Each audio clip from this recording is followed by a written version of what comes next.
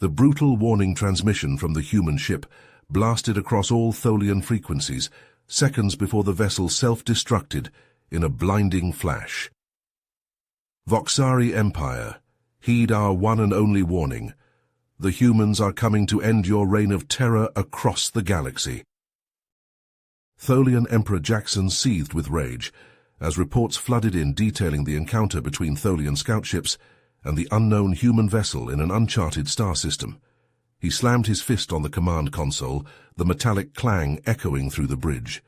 Jackson turned to his advisors, mandibles clicking furiously. Find out everything you can about these humans. I want to know where they come from and how many of them there are. They will regret making an enemy of the Voxari. Back on Earth, Military Commander Stephen Collins pored over increasingly dire intelligence reports about the Voxari Empire's unchecked expansion. World after world fell under the boot of Voxari subjugation, powerless to resist the aliens' advanced technology and merciless tactics. Collins knew it was only a matter of time before the Voxari set their sights on humanity's corner of the galaxy. He began marshalling Earth's forces and drawing up battle plans, preparing for the inevitable confrontation. Humanity had to strike first, and strike hard if they had any hope of survival against the Voxari threat. There would be no second chances. Emperor Jackson's fury only grew as Voxari interrogators extracted the location of Earth from the few human survivors of the destroyed ship. He summoned his fleet commanders and jabbed a clawed finger at the galactic map. Set course for the humans' home system. We will make an example of them. No species defies the Voxari Empire and lives. Ready the bombardment cannons and warm up the clone vats. By the time we are done, no trace of humanity will remain besides the labor camps needed to serve us. All forces are to prepare for the invasion. Klaxons blared in Earth's military command center as long-range sensors detected the massive Voxari armada entering the solar system. Collins knew the odds were stacked against Earth, but he refused to let his people be slaughtered without a fight.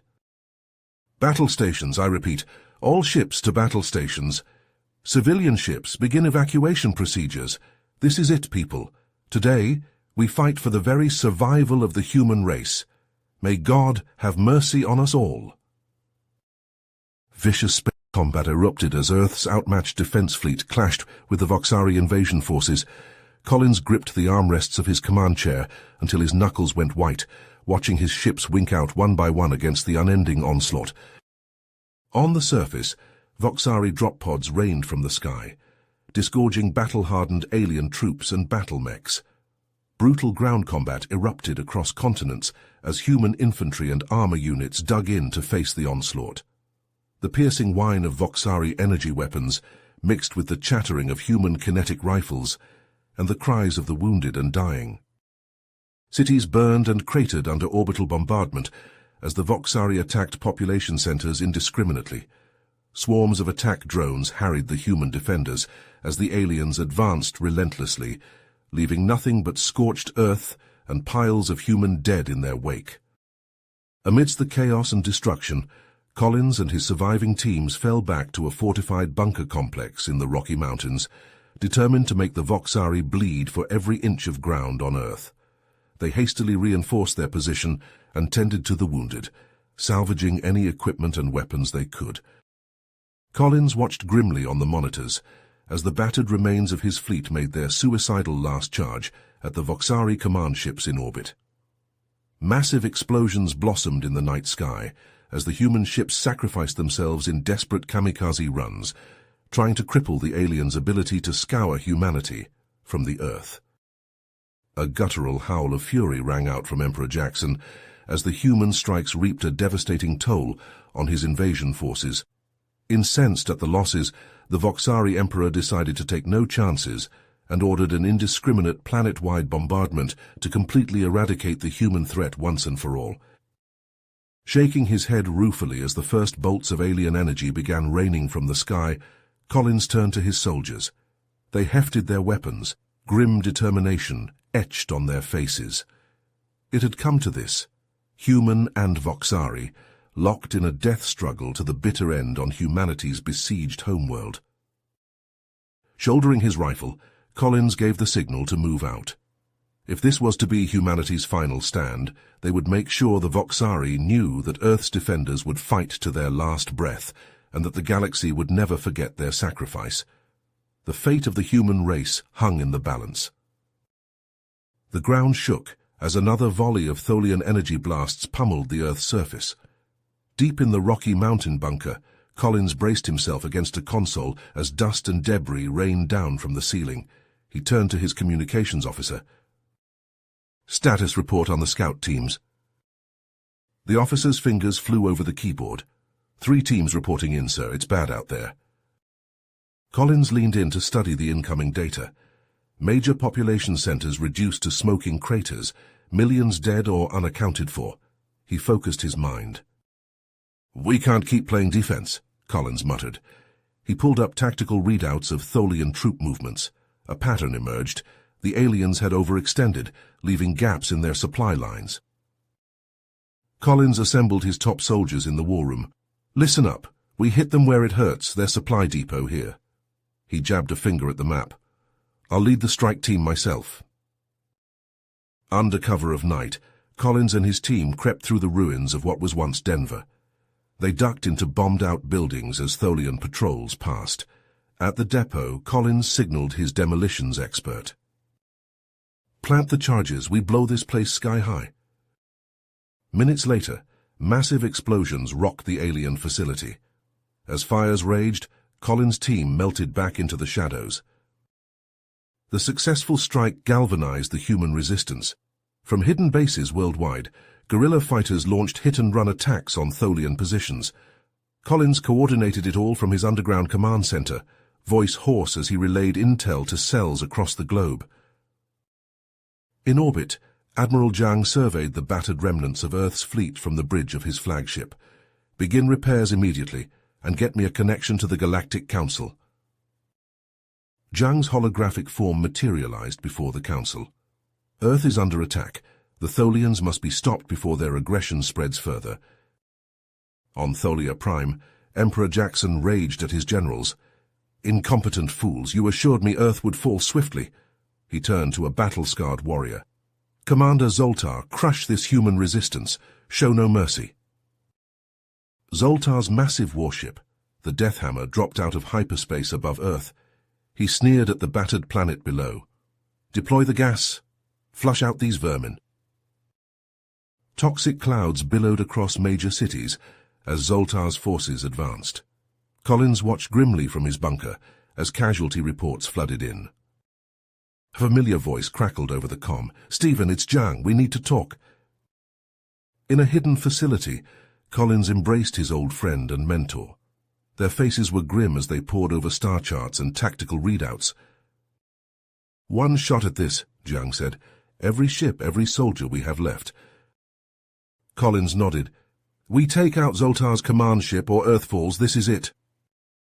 As they finalized plans for humanity's last stand, the Deathhammer loomed ominously in orbit. The coming battle would decide Earth's fate. The boarding shuttles rocketed towards the Deathhammer, plasma bolts sizzling past. Collins gripped his assault rifle tight as their shuttle slammed into the Tholian flagship's hull. Explosive bolts blew the hatch open, and he rushed out, leading the charge. Tholian defenders poured fire at the human strike team. Collins dove behind a bulkhead, the acrid smell of ozone filling his nostrils as energy beams scorched the metal around him. He popped out, squeezing off controlled bursts. A Tholian went down, blue ichor spraying. "Push forward," Collins ordered. His team leapfrogged from cover to cover, gaining ground inch by bloody inch. They fought their way through the ship's maze-like interior. The deck shuddered beneath their feet as the space battle raged outside. Collins saw good soldiers fall to Tholian fire, their faces etched in his mind. Finally they reached the sealed bridge doors. "Breach charges now." The explosion rocked the corridor. Collins stormed through the smoke, weapon at the ready. There stood Commander Zoltar, mandibles clicking in rage. Collins tossed his rifle aside. "Let's finish this."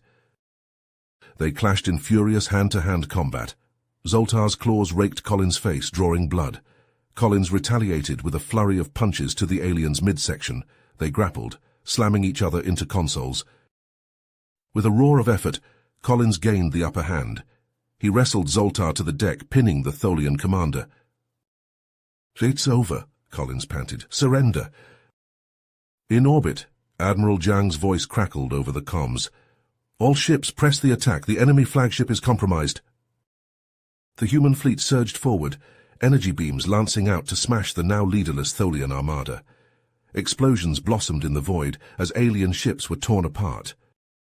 On Earth's surface, resistance fighters emerged from hiding. They swarmed Tholian positions, catching the invaders off guard. In New York, Tokyo, London, and 100 other cities, humanity fought to reclaim their world. An urgent transmission cut through the static on the Deathhammer's bridge. "Admiral Zhang, this is the Galactic Council. Our fleet is inbound to assist. Hold the line." Moments later, sleek vessels of a dozen alien designs dropped out of hyperspace. They fell upon the battered Tholian remnants like wolves on wounded prey. Collins dragged a bound Zoltar to the brig. "Talk," he growled. "What was your plan?" The Tholian glared defiantly. "Fools! Earth is merely the first. Our fleet stand ready to conquer 100 worlds. You've won nothing." Collins's blood ran cold. He strode to the comm station, hailing every friendly ship in range. "This is Collins. The fight isn't over. We need to warn the galaxy and stop the Tholians for good." As the last enemy ships in Earth orbit surrendered, Collins began reaching out to other races threatened by Tholian aggression. He knew the coming war would test humanity like never before. On Tholia Prime, Emperor Jackson's eyes blazed with hate. "Prepare the reserve fleets," he hissed. "Humanity will pay for this humiliation. We will grind their bones to dust." The Tholian home system loomed before the Allied fleet. Collins stood on the bridge of the command ship, his face set with grim purpose. "All ships, prepare for assault. This ends today." Admiral Zhang's voice crackled over the comms. "Diversionary force ready, Stephen. We'll keep them busy while you hit the ground." A fierce space battle erupted as Zhang's ships engaged the Tholian orbital defenses. Energy beams lanced back and forth across the void. Allied ships exploded under withering fire, but they pressed on relentlessly. Collins sprinted to his dropship. The vessel shuddered as it plunged through Tholia Prime's atmosphere. Anti-aircraft fire buffeted them, but they pushed through. With a bone-jarring impact, they touched down. Collins was first out the hatch, plasma rifle at the ready. "Move out! Secure the perimeter!" Zoltar's mandibles clicked. "Northwest quadrant, but you'll never reach it alive." Collins ignored the taunt. "Alpha team on me, we're going after Jackson." They fought their way through Tholia Prime's sprawling cities. Every street became a killing ground. Tholian defenders poured fire from fortified positions. Collins dove for cover as energy bolts sizzled overhead. "Jenkins, got any of those Tholian grenades left?" "Last one, sir." The alien explosive arced through the air, detonating in a blinding flash. When the smoke cleared, the Tholian position was reduced to rubble. Collins tapped his comms. "Strike Team Bravo status."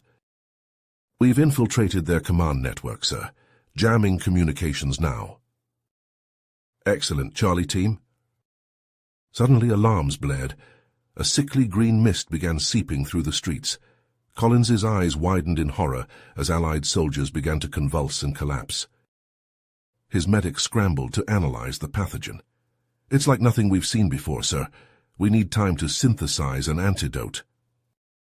"Time we don't have," Collins growled.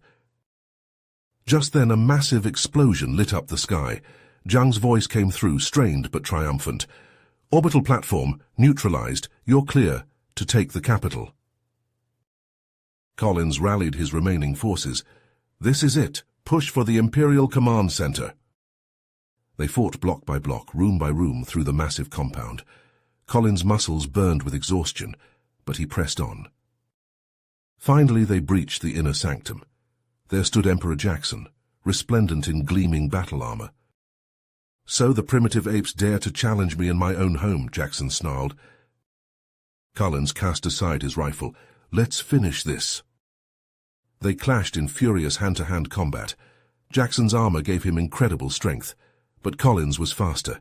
He ducked under a wild swing and landed a flurry of punches to Jackson's midsection. The Emperor roared in pain and fury. He caught Collins with a backhand that sent him sprawling, but Collins rolled to his feet, spitting blood. "Is that all you've got?" he taunted. With a cry of rage, Jackson charged. Collins sidestepped at the last moment, using the Tholian's momentum to slam him into a control console. Sparks flew as the alien technology shorted out. With a final, desperate effort, Collins found a weak point and drove his fist through. Jackson howled in agony as Collins's blow struck home. The Emperor stumbled back, ichor seeping from the wound. He glared at Collins with hate-filled eyes as the sounds of battle raged around them. "It's over, Jackson. Surrender now." The Emperor staggered, blue ichor oozing from his wounds. His mandibles clicked in defiance. "Never." "Sir, Tholian forces are in disarray. We're pushing towards the command center." He turned back to Jackson, but the alien Emperor had vanished. Collins cursed and sprinted after him. Outside, the battle for Tholia Prime raged. Human dropships swooped low, disgorging fresh troops into the fray. Energy weapons lit up the alien sky as Collins's forces advanced block by block. Sergeant Rodriguez led a squad through a bombed-out building. "Clear left!" she shouted, plasma rifle sweeping the room. A Tholian defender leapt from the shadows. Rodriguez dropped him with a burst of fire. "Push forward!" Collins' voice rang out over the comms. "Breach and clear. Take no prisoners." Across the city, Allied forces smashed through Tholian defenses. Alien bodies littered the streets as humanity exacted its revenge. Collins sprinted through the Warren-like corridors of the command center, hunting his prey. A group of Tholian guards rounded the corner. Collins dropped to one knee, squeezing off precise shots. The aliens fell in a spray of ichor. "Sir, Jackson's escaped deeper into the facility. We think he's heading for some kind of inner sanctum." Collins' blood ran cold. "All units converge on my position. We can't let him reach whatever he's after." He redoubled his pace, boots pounding on metal grates. Up ahead, he caught a glimpse of Jackson's armored form disappearing through a massive doorway. Collins burst into a cavernous chamber filled with alien technology. Towering machines hummed with ominous energy. At the far end, Jackson stood before a crackling control panel. "Stop!" Collins shouted, leveling his weapon. Jackson's hands flew over the controls. "You're too late, human. Witness the power of Tholian supremacy." The air itself seemed to warp and twist as ancient systems surged to life. Collins fired, but his shots went wide as the floor shuddered beneath him. With a snarl of effort, he launched himself at Jackson. They collided in a tangle of limbs, human and alien, locked in mortal combat. Collins drove his fist into Jackson's wounded side. The Emperor screeched in pain and fury. They grappled amongst crackling energy discharges, each seeking to gain the upper hand. Jackson's claws raked across Collins's face, drawing blood. Collins retaliated with a vicious headbutt that left the alien reeling. "It's over," Collins panted, pinning Jackson to the ground. "Call off your weapon." Jackson's alien eyes blazed with hatred. "Never. If I die, your world burns with me." With the last of his strength, the Emperor slammed his hand down on a glowing panel. Alarms shrieked to life as a countdown began. Collins's fist connected with Jackson's face, leaving the alien Emperor limp and unmoving. He staggered to his feet, assessing the situation. The superweapon pulsed with apocalyptic energy. Collins keyed his comms. "All forces withdraw immediately. Repeat, full evacuation of the command center." He turned to the alien control systems, mind racing. There had to be a way to stop this. As explosions rocked the complex around him, Collins began the desperate work of deciphering the Tholian technology. Sweat beaded on his brow as he rerouted power conduits and bypassed security protocols. The countdown ticked inexorably downward. Collins's fingers flew over alien interfaces, pushing his understanding of Tholian systems to the limit. With seconds to spare, he found the key. Collins initiated an overload sequence, turning the weapon's power in on itself. He sprinted for the exit as the air crackled with building energy. Collins burst out of the command center just as a massive explosion tore through the complex. The shockwave knocked him off his feet, and his world went dark. When he came to, the Tholian capital lay in ruins around him. His comms buzzed with reports of enemy forces laying down their arms. As the dust settled, a battered Tholian official approached. "Commander Collins," the alien said, voice heavy with defeat, "on behalf of what remains of our leadership, I offer our complete and unconditional surrender." Collins nodded, the weight of victory settling on his shoulders. The long war was finally over. The dust settled on Tholia Prime as Collins surveyed the alien capital from a makeshift command post. Tholian structures, once proud and imposing, now stood broken and scarred. He tapped a holographic display, dividing the planet into sectors. "Admiral Zhang, your forces will oversee the northern hemisphere," Collins said, gesturing to the map. "The Centauri will take the equatorial belt, and the Andorians have the south." As Allied ships moved into position, Collins turned his attention to the intelligence reports flooding in. His eyes widened as he scrolled through star charts marked with Tholian invasion plans. "They were poised to strike a dozen systems," he muttered. "We stopped them just in time." Collins called an emergency meeting of the Galactic Council. Representatives from 100 worlds gathered in a hastily constructed chamber. "The Tholian threat may be neutralized," Collins began, "but we can't ignore the larger issue. Unchecked aggression threatens us all." He outlined his vision for a permanent defensive alliance. "A galactic defense initiative," he said, "to safeguard all our worlds." The chamber erupted in heated debate. The Rigelian ambassador smacked his fist on the table. "And who would lead this initiative? Humans? We've seen your war machine in action, Collins. How do we know you won't turn it on us next?" Collins leaned forward, his voice steady. "We seek partnership, not domination. But make no mistake, if we don't stand together, we'll fall separately." Slowly, support began to build. The Andorian representative stood. "We've fought alongside humans.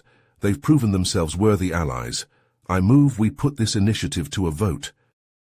As the council deliberated, Collins turned his attention to Tholia Prime. Construction drones swarmed over the ruins, transforming bombed-out buildings into fortified command centers. In the orbital shipyards, the keel of a massive vessel took shape, the first of a new fleet. Collins walked the halls of a newly established training facility. Recruits from a dozen species ran combat simulations side by side. He nodded in approval as a human sergeant and Centauri lieutenant coordinated their squad's movements. "Sir," his aide interrupted, "we have reports of unrest on Earth. Anti-initiative protests are turning violent in some cities." Collins frowned. "Increase security at key installations. We can't let extremists derail our progress." He strode to the command center, where feeds from across the galaxy scrolled past. New threats were already emerging in the power vacuum left by the Tholians' defeat. Collins stood rigid before the holodisplay, his face bathed in the eerie glow of tactical readouts. Admiral Zhang's face flickered to life, her expression grim. Collins leaned forward, studying the star charts. "What am I looking at, Admiral?" "The Voxari Empire," Zhang said, her voice tight. "They've been expanding rapidly, conquering system after system, but it's not just conquest. They're absorbing entire populations." "Absorbing," Collins frowned. "Some twisted form of preservation," Zhang explained. "They see themselves as saviors, protecting other species by integrating them." Collins' gut churned. "Show me." The display shifted, revealing grainy footage of Voxari ships descending on a helpless colony world. Streams of energy lashed out, engulfing fleeing civilians. When the beams faded, the colonists were gone. "Intel suggests they're planning to hit our worlds next," Zhang continued. "We intercepted encrypted transmissions. They're mobilizing for a full-scale assault." Collins' fists clenched. "Not if we hit them first. Prepare the fleet, Admiral. We're taking the fight to them. Hours later, Collins stood on the bridge of the assault carrier Vigilant. A sea of warships stretched before him, engines glowing as they prepared to jump. "All ships report ready, sir," his XO announced. Space twisted as the fleet surged into hyperspace. They emerged in the heart of Voxari territory, weapons already firing. Zhang's task force struck the enemy shipyards with surgical precision. Fusion torpedoes slammed into orbital dry docks, shattering half-built hulls. Voxari defenders scrambled to respond, but Zhang pressed the attack ruthlessly. "Forward base neutralized," Zhang reported, moving on to the construction rings. Collins watched from the Vigilant as human dropships streaked towards the Voxari outpost below. "Ground teams deploying now. Let's end this quick and clean." But the Voxari had other plans. As Collins's troops hit the surface, they met a wall of fanatical resistance. Voxari warriors, faces twisted with zeal, hurled themselves at human lines. "Sir," a panicked voice crackled over the comms, "they've got some kind of psychic soldiers. Our men are dropping, clutching their heads." Collins gritted his teeth. "Pull back and regroup. We're not done yet." The battle raged for hours. Collins watched in horror as Voxari monstrosities tore through human squads. Genetically engineered abominations shrugged off weapons fire, ripping apart power armor with inhuman strength. "Casualties at 40% and climbing, sir," his XO reported. "We can't sustain this." Collins closed his eyes, weighing the cost. "Do it. Deploy the N-bombs and the Chimera virus. May God forgive us." The surface of the Voxari world erupted in atomic fire. Mushroom clouds bloomed across the horizon as neutron warheads scoured vast swaths clean of life. In their wake, the insidious Chimera virus spread, twisting Voxari biology against itself.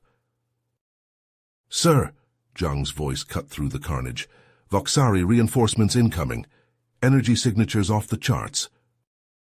Jiang's fleet limped away, leaving a trail of burning hulks in their wake. On the ground, the tide slowly turned.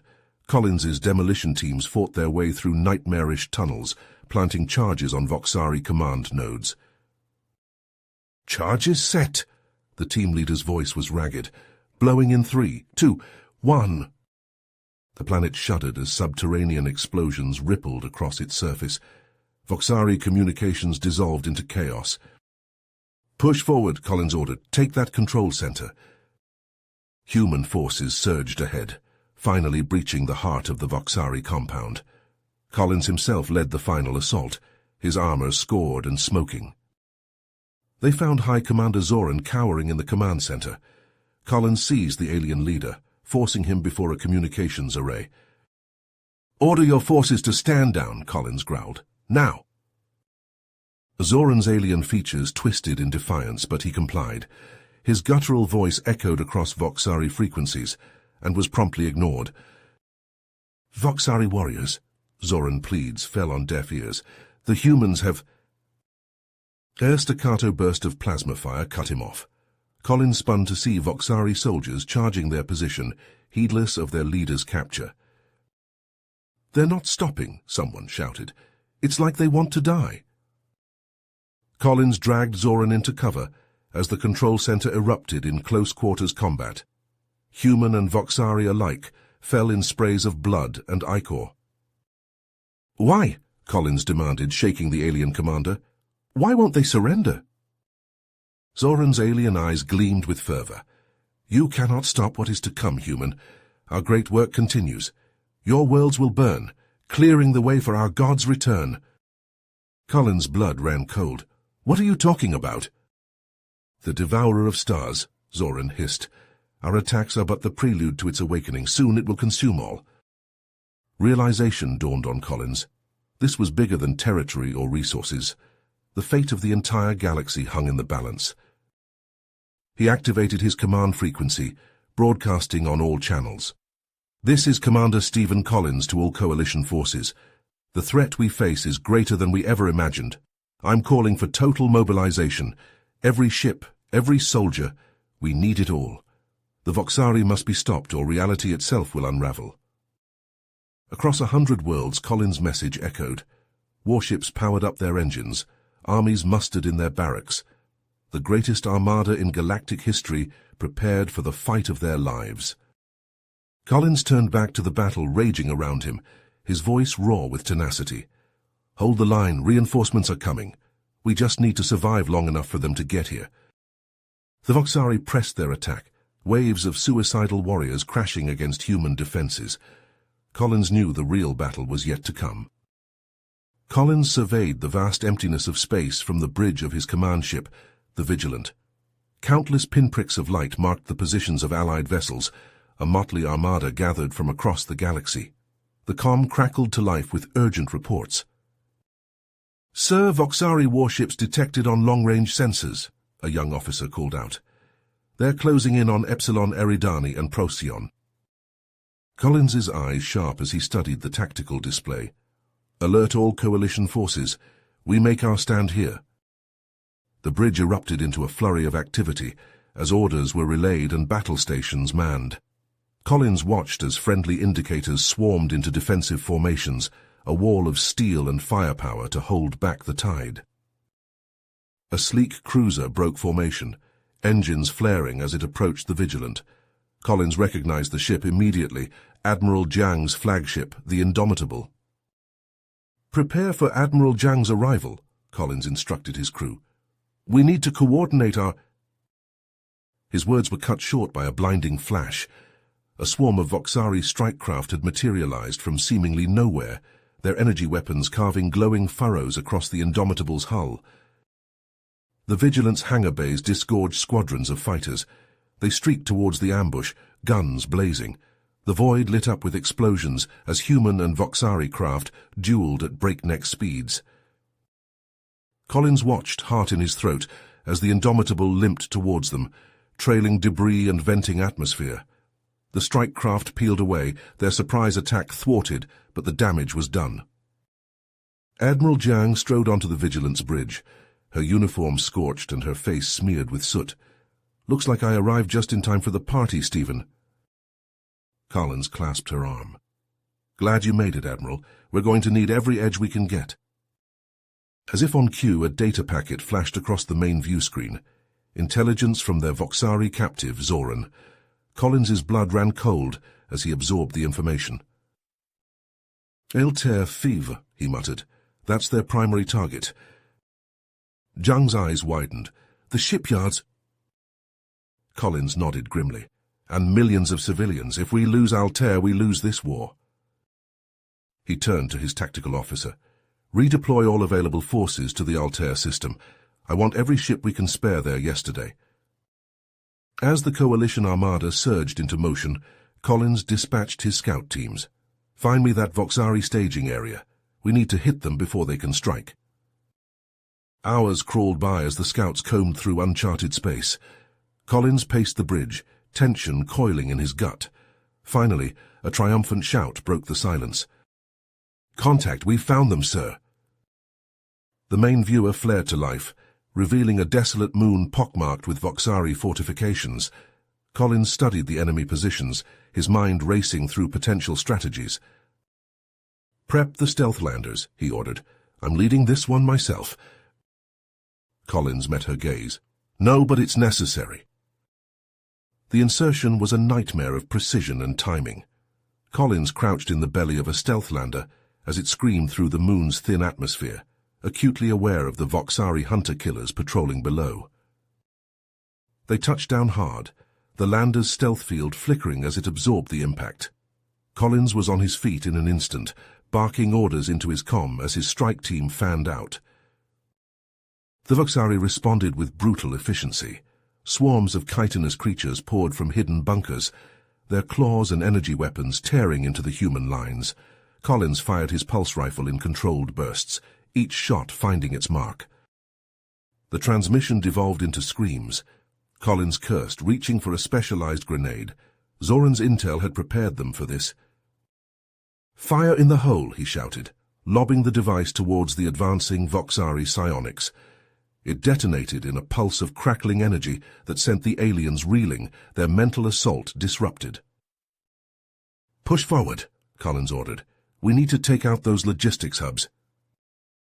His strike teams advanced methodically, identifying and demolishing key Voxari structures. Victory seemed within reach when an otherworldly howl split the air. Reality itself seemed to warp and twist. Collins watched in horror as Voxari priests began an eldritch ritual, a swirling vortex of impossible geometries forming above them. Collins led the charge himself, emptying his rifle into the ranks of Voxari zealots. His soldiers fought with desperate fury, knowing the destiny of the universe hung in the balance. The ritual grounds were a maelstrom of chaos. Reality frayed at the edges as humans and Voxari clashed in brutal melee. Collins fought his way through the press, his eyes locked on a pulsing artifact at the center of the vortex. With a final surge of strength, he reached the nexus. Collins hefted a demolition charge, primed it, and slammed it into the artifact's core. "Fire in the hole!" he roared, diving for cover. The explosion was lost in the catastrophic implosion of the rift. Cosmic energies lashed outward, obliterating everything in their path. When the dust settled, the Voxari were gone. Collins staggered to his feet, surveying the carnage. They'd won, but at a terrible cost, and he knew the real battle was just beginning. "All units fall back to the extraction point," he ordered, his voice hoarse. "We need to get to Altair 5th now." The Altair system erupted into chaos as Voxari warships tore through the fabric of space-time, their sleek biomechanical forms dwarfing the hastily assembled coalition fleet. Stephen Collins stood on the bridge of the Dauntless, his eyes fixed on the tactical display as enemy signatures multiplied exponentially. Admiral Jiang nodded grimly, relinquishing command to Collins. "The fleet is yours, Stephen. Make it count." The void lit up as the Voxari vanguard struck. Swarms of stingray-like fighters swooped towards the human lines, their plasma weapons painting streaks of searing light across space. Coalition point defense systems roared to life, filling the darkness with a web of interceptor fire. "Multiple breaches in Sector 7, a tactical officer shouted. "We're losing Cruiser Group Epsilon." Collins watched as entire wings of coalition fighters vanished from his display, overwhelmed by the alien onslaught. He gritted his teeth, fingers flying across his command console. "Admiral Jiang, deploy the reserve flotilla. Hit their bomber formations hard." Massive human warships lumbered into view, their armored hulls dripping with missile pods. They unleashed a devastating barrage, their guided projectiles tearing through the Voxari formations like a scythe through wheat. Collins seized the moment of chaos. "Helm, plot an attack vector. We're going straight for their front lines." The Dauntless surged forward, its massive spinal rail cannons charging with a low hum that vibrated through the deck plates. Collins braced himself as the weapons discharged, lances of hypervelocity slugs punching clean through multiple Voxari vessels. A primal roar of triumph rose from the bridge crew, but it died in their throats as the tactical display shifted. The Voxari armada, outmaneuvered but undeterred, had turned its focus to the outlying habitats. The beams struck the orbital stations, engulfing them in a writhing field of eldritch power. Collins stared transfixed as the very structure of the habitats began to warp and twist. Metal and polymer transmuted into pulsing organic matter before his eyes. "Deploy the quantum disruptors," Collins ordered. "We need to shut down those beams." But it was too late. The Voxari's molecular transmogrification spread like wildfire, consuming entire habitats in a matter of minutes. Where once stood bastions of human civilization, grotesque fungal monstrosities now loomed. Collins' hands clenched into fists, his nails digging into his palms. Billions of lives snuffed out in an instant. He took a deep breath, steeling himself for what came next. "All hands," he announced, his voice steady despite the roiling fury in his gut. "Prepare for close-quarters engagement. We're taking the fight to their flagship." The Dauntless plunged deeper into the fray, atmospheric fighters and boarding craft launching from its bays. They swarmed towards the titanic form of the Voxari dreadnought, the Warbringer. "Targeting their main projectors," the weapons officer reported. "Firing solution locked." The Dauntless unleashed its full arsenal, a storm of missiles and energy weapons hammering the Warbringer's hull. Voxari point defenses flared, but gaps appeared in their coverage as boarding craft latched onto the alien vessel. "All hands brace for impact," Collins shouted as the Dauntless closed the final distance. "We're going in." The human flagship slammed into the Warbringer at near light speed. The impact was cataclysmic, shearing off huge sections of both vessels.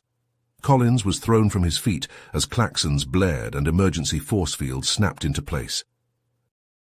"Abandon ship," he ordered, stumbling towards the nearest escape pod. "All hands, get to the shuttles." Collins fought his way through corridors filling with smoke and debris. He reached an assault shuttle moments before the Dauntless's reactor went critical. The small craft launched, barely outpacing the expanding fireball that consumed both Leviathans. As the shuttle streaked away from the devastation, Collins saw Voxari bombers descending on the wreckage like carrion birds. He allowed himself a grim smile. They'd bloodied the enemy's nose, but the real fight was just beginning. Trellick's hologram flickered to life, his face etched with concern. "Sir, Voxari transports are touching down across Altair's continents. We're mobilizing every available unit, but—" Collins nodded, understanding the unspoken dire assessment. "Plot a course to link up with our main ground force. We're taking this fight planet-side." As the shuttle banked towards Altair's atmosphere, Collins issued a final order to the battered Coalition fleet. "All ships with functional weapons provide close air support and orbital bombardment. We cannot lose this planet." The assault craft plunged through roiling clouds, the surface of Altair coming into view. Collins saw the flash of weapons fire and the dark shapes of Voxari landing craft. His mind focused as he spotted the rapidly expanding alien beachheads. The shuttle touched down amidst a sea of Coalition armor and Marines. As Collins stepped onto Altair's soil, he saw fear in the eyes of the soldiers around him. But beneath that fear burned a fierce. Collins surveyed the chaotic battlefield, his expression resolute as he processed the dire situation.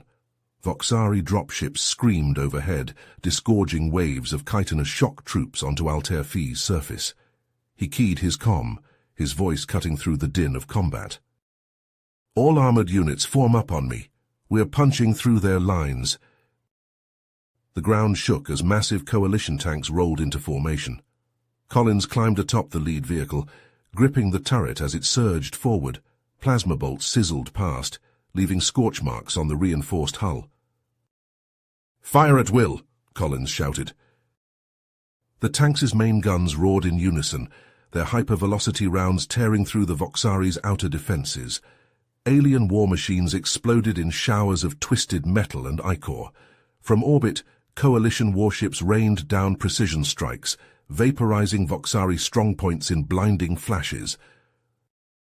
As they breached the enemy perimeter, Collins spotted a platoon of Marines pinned down by alien fire. He leapt from the tank, pulse rifle at the ready. "Cover me," he barked, sprinting towards the beleaguered soldiers. Collins slid into cover beside a young corporal, her face streaked with blood and grime. "Sir," she shouted over the cacophony, "we can't hold this position." "We're not holding, we're advancing," Collins replied, popping up to fire a burst at an approaching Voxari. The alien's carapace shattered, spilling fluorescent fluid. "On my mark, we push for those civilian shelters. Understood?"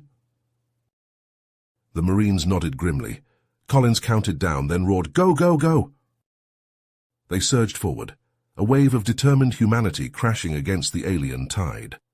Collins felt the sting of shrapnel as a Voxari grenade detonated nearby. He ignored the pain, focusing on each step, each target. After what felt like hours of brutal close-quarters combat, they reached the massive blast doors of the civilian shelter complex. Collins punched in his override code, praying the system still functioned. With a grinding screech, the doors parted. Thousands of terrified faces stared back at him. "Everyone out," Collins ordered. "Head for the evac transports. Move." As the civilians streamed past, Collins and his Marines formed a defensive line. The Voxari pressed their attack, sensing their prey slipping away. Gene-forged monstrosities loped towards them on too many limbs, their twisted forms defying biological logic. Collins emptied clip after clip, each shot finding its mark. But for every alien that fell, 2 more took its place. His comm crackled to life with Admiral Jiang's voice. In orbit, Jiang's command deck was a flurry of activity. Tactical officers pored over stolen Voxari data, isolating the critical weak points in the alien fleet. "Target those dimensional anchors," Jiang ordered, his finger tracing the massive structures on the main display. "All batteries, fire for effect." Space itself seemed to warp as the Coalition's remaining capital ships unleashed their fury. Missiles and energy beams converged on the Voxari anchors, overwhelming their defenses. 2 of the monstrous devices erupted in silent explosions, reality rippling around them. The effect was immediate. Voxari ships flickered and distorted, phasing in and out of normal spacetime. Their coordinated assault faltered, giving the humans a precious window of opportunity. Back on the surface, Collins herded the last of the evacuees onto waiting transports. "That's it. We're Oscar Mike," he shouted into his comm. "All units fall back to extraction points." As Coalition forces disengaged, the Voxari redoubled their efforts.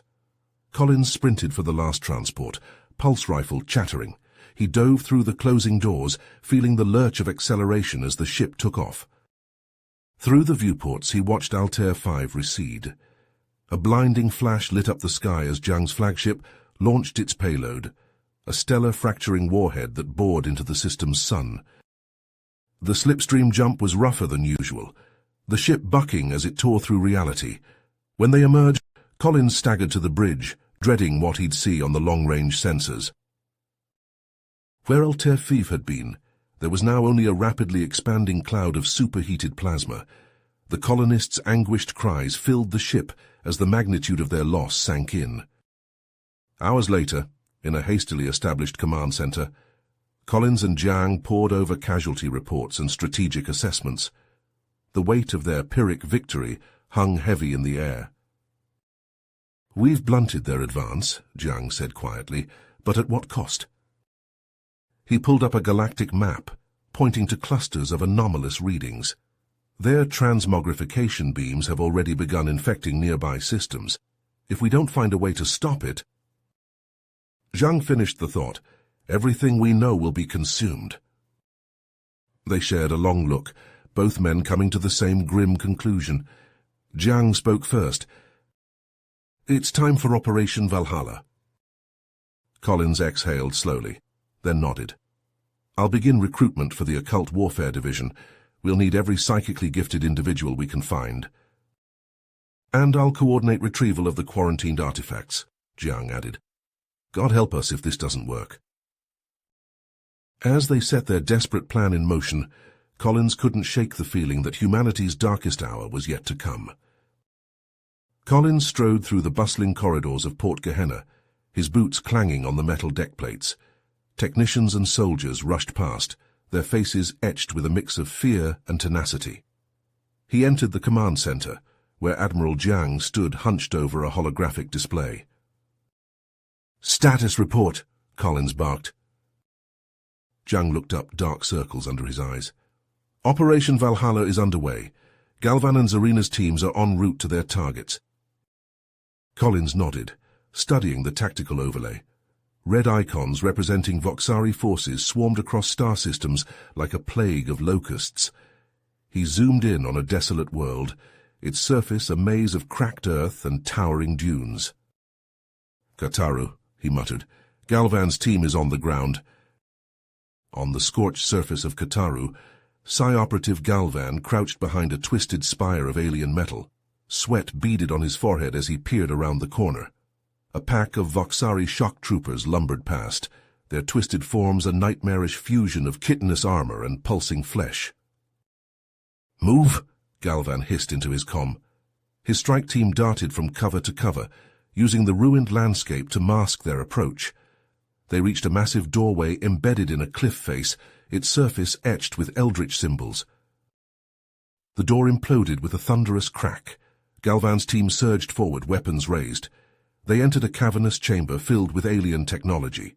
At its center stood their prize, the Rift Shear Vortex Disruptor. Galvan approached the device, his hands trembling as he grasped its sleek housing. "Package secured," he reported. "Extracting now." Across the galaxy, on the barren moon of Sholvash, Zarina's unit fought a desperate battle. Voxari energy beams sizzled past her head as she dove for cover. The Eldritch reactor core lay just meters away, pulsing with an otherworldly glow. "Suppressing fire!" Zarina shouted. Her team unleashed a barrage, briefly pinning down the Voxari defenders. She sprinted forward, snatching up the reactor. Its power surged through her, threatening to overwhelm her psychic defenses. "Fall back!" she screamed, clutching the core to her chest. They retreated to their dropship under a hail of alien fire, the engines roaring to life as they lifted off. Back at Port Gehenna, Collins watched as the superfortress Ghost Rider underwent its final preparations. The massive vessel dwarfed the surrounding ships, its hull overflowing with experimental weaponry. Commander Trellick approached, datapad in hand. "Sir, Ghost Rider is ready for deployment. We've secured the Xenotech payloads in reinforced chambers." Collins nodded grimly. "Excellent work, Commander. You'll be leading this mission. The fate of humanity rests on your shoulders." Trellick saluted, his face a mask of calm professionalism. "We won't let you down, sir." As Ghost Rider prepared to depart, Collins and Zhang convened with Coalition strategists. They pored over star charts and sensor data, mapping out the Voxari fleet's projected course. "There," Zhang said, pointing to a deserted star system. "That's where we spring our trap." A junior officer burst into the room, his face pale. "Sirs, we've detected a massive Voxari warp signature, heading for Sol. They're going for Earth." Zhang turned to Collins. "We need to buy time for Ghost Rider. I'll lead our remaining ships to defend Sol." Collins clasped his old friend's shoulder. "Good hunting, Admiral. We'll rendezvous when this is over." As the last civilians evacuated from the core systems, Ghost Rider slipped into the slipstream wake of the Voxari armada. On the bridge, Zarina sat motionless in a specially designed chair, her mind linked to the Eldritch reactor. Her eyes glowed with an unearthly light as she guided the superfortress through reality's seams. Days passed in tense silence. Then, on Trellick's command, Ghost Rider emerged into normal space. The void before them rippled as the first Voxari ships translated in. "Now!" Trellick roared. Ghost Rider's weapons came to life. Beams of cosmic energy lashed out, powered by the bound god within the reactor core. Voxari ships buckled and twisted as their dimensional anchors failed.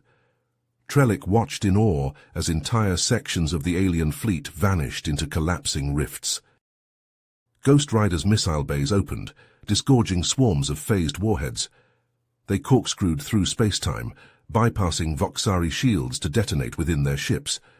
Massive fireballs bloomed in silence, consuming alien vessels from the inside out. The Voxari, caught off guard, launched a frenzied counterattack. Energy beams and projectiles filled space, but Ghost Rider's stealth systems held. The superfortress danced through the storm of fire, Zarina's psychic link allowing for impossible maneuvers. As the battle raged, Trellick saw their window of opportunity closing. All remaining payloads fire. Ghost Rider unleashed its final salvo. The Eldritch reactor's containment field collapsed, releasing the bound entity within. Reality itself seemed to scream as a cosmic maelstrom engulfed the battlefield. Voxari ships disintegrated, their very atoms torn apart by forces beyond mortal comprehension. When the turbulence subsided, Ghost Rider drifted in the void, battered but intact. The Voxari armada was gone, leaving only scattered debris as evidence of the titanic clash. Trellick sagged in his chair, exhaustion etched on his face. "Signal command, the enemy fleet is destroyed." As the news spread, Collins and Zhang coordinated their forces for a renewed offensive. They would strike hard and fast, securing the systems left vulnerable by the Voxari's defeat. There would be time for celebration later. For now, humanity had to press its advantage. Collins stared out at the stars, allowing himself a moment of hope. They had won a crucial victory, but the war was nowhere near the end. The acrid stench of ozone and burnt circuitry filled the bridge of Ghost Rider as Collins surveyed the aftermath of their bold strategy. Flickering holoscreens cast an eerie glow across the faces of his weary crew, each display a window into the chaos unfolding across the sector. "Status report," Collins barked, his voice hoarse from hours of issuing orders. Commander Trellick looked up from his console, dark circles under his eyes. "Mop-up operations proceeding as planned, sir. We've secured 3 systems so far, but it's slow going. The Voxari left behind some nasty surprises." Collins nodded, studying the tactical overlay. Friendly icons moved methodically through the debris field, securing wrecks and rescuing survivors. He tapped his comm, opening a channel to Admiral Jiang. "How are those reinforcements looking, old friend?" Jiang's tired face appeared on screen. "First wave just arrived at Proxima Centauri. We're shoring up defenses along the rimward colonies, but it's a big frontier." A technician approached, clutching a datapad. "Sir, you need to see this." Collins took the pad, his eyes widening as he absorbed the information. Long-range scans revealed a massive concentration of Voxari ships beyond the galactic rim, far larger than anything they'd faced before. "Damn it," he muttered. "It was just the Vanguard." He turned to his XO. "Convene an emergency summit on Port Gehenna, all Allied commanders now." Hours later, Collins stood before a room of grim-faced military leaders. The air was thick with tension as he laid out the situation. "We can't match their numbers," he concluded, "but we have one option left." He nodded to a technician who brought up schematics of exotic weaponry. "Arsenal Anima." Murmurs rippled through the crowd. Admiral Jiang leaned forward, his face grave. "Stephen, those weapons are unpredictable. We barely understand how they work." "I know the risks," Collins replied, "but it's our only shot." In a chamber deep within Port Gehenna, Psi-Operative Zarina sat cross-legged on a raised dais. Her eyes glowed with an otherworldly light as she linked minds with the Coalition's psychic battle savants. Through their shared consciousness, she felt the cold metal of the Anima drones, the volatile energy of their payloads. With a thought, she launched them. Thousands of unmanned craft streaked across the void, each carrying a piece of impossible technology salvaged from long-dead civilizations. The Voxari saw it coming one moment. Their assembly nodes pulsed with activity as they prepared for the final push. The next, reality itself seemed to shatter. Entropic storms tore through their formations, unraveling ships and reducing them to constituent particles. Vortices of absolute darkness opened, in the midst of Voxari battle groups, swallowing them whole. Alien vessels twisted into impossible shapes, their very existence unmade by forces beyond comprehension. Those that survived fired blindly into the void, their weapons useless against an enemy they couldn't perceive. Admiral Jiang seized the moment. His remaining ships struck from staging points beyond the carnage, Nova Impulse cannons blazing. Seeker swarms darted through the chaos, homing in on the Voxari's vulnerable flanks. On Port Gehenna, newly awakened psychics joined the battle. Their augmented minds guided the Anima payloads with uncanny precision, threads of thought stretching across light years. The sky above the station boiled with impossible colors as reality buckled under the strain. Aboard Ghost Rider, Trellick unleashed the superfortress's final weapons. Viral code shredders tore through Voxari systems, reducing their ship intelligences to gibbering madness. Nanite swarms infiltrated hulls, subverting and corrupting from within. For days the battle raged across dimensions. When it finally ended, Collins stood on Ghost Rider's observation deck, staring out at the aftermath. Where the Voxari armada had been, there was now only a swirling maelstrom of fractured spacetime and weaponized physics. As repair fleets converged on Port Gehenna, Collins allowed himself a moment of hope. They'd bought time, precious time, to... Alarms blared, cutting through his thoughts. He raced to the bridge, where new distress signals flashed across every screen. The Voxari's dying strikes had found their marks. Transmogrification, Lances, Trellick reported, his voice tight. Multiple colony worlds hit, sir. The affected areas, they're changing. Collins watched in horror as the reports streamed in. Entire ecosystems warped and twisted, matter itself reshaped into nightmarish new forms, hostile to all known life. And beneath it all, a new sensation, a creeping dread that whispered of something vast and ancient, stirring in the darkness between realities. Collins stared at the holographic display, his face ashen as the horrific images flooded in. Once thriving human cities now pulsed with grotesque, writhing flesh. Streets flowed like rivers of meat, buildings twisted into obscene organic structures. "My God," he whispered, watching a reconnaissance drone's feed as it swooped low over New Eden, the largest colony on Proxima b. The drone's sensors picked up movement. A flood of liquefied biomass surged forward, engulfing everything in its path. Trees, vehicles, even fleeing colonists were absorbed into the ravenous tide. "Cut the feed," Collins ordered, his voice hoarse. He turned to face the grim-faced officers gathered in Ghost Rider's war room. How many worlds? Admiral Jiang consulted his datapad. 7 outer colonies hit so far. We're getting scattered reports from 3 more. A frantic voice crackled over the comms. "This is Captain Reeves, Proxima Relief Force. We're—" The transmission devolved into screams before cutting out entirely. Dr. Sato, chief xenobiologist, stepped forward.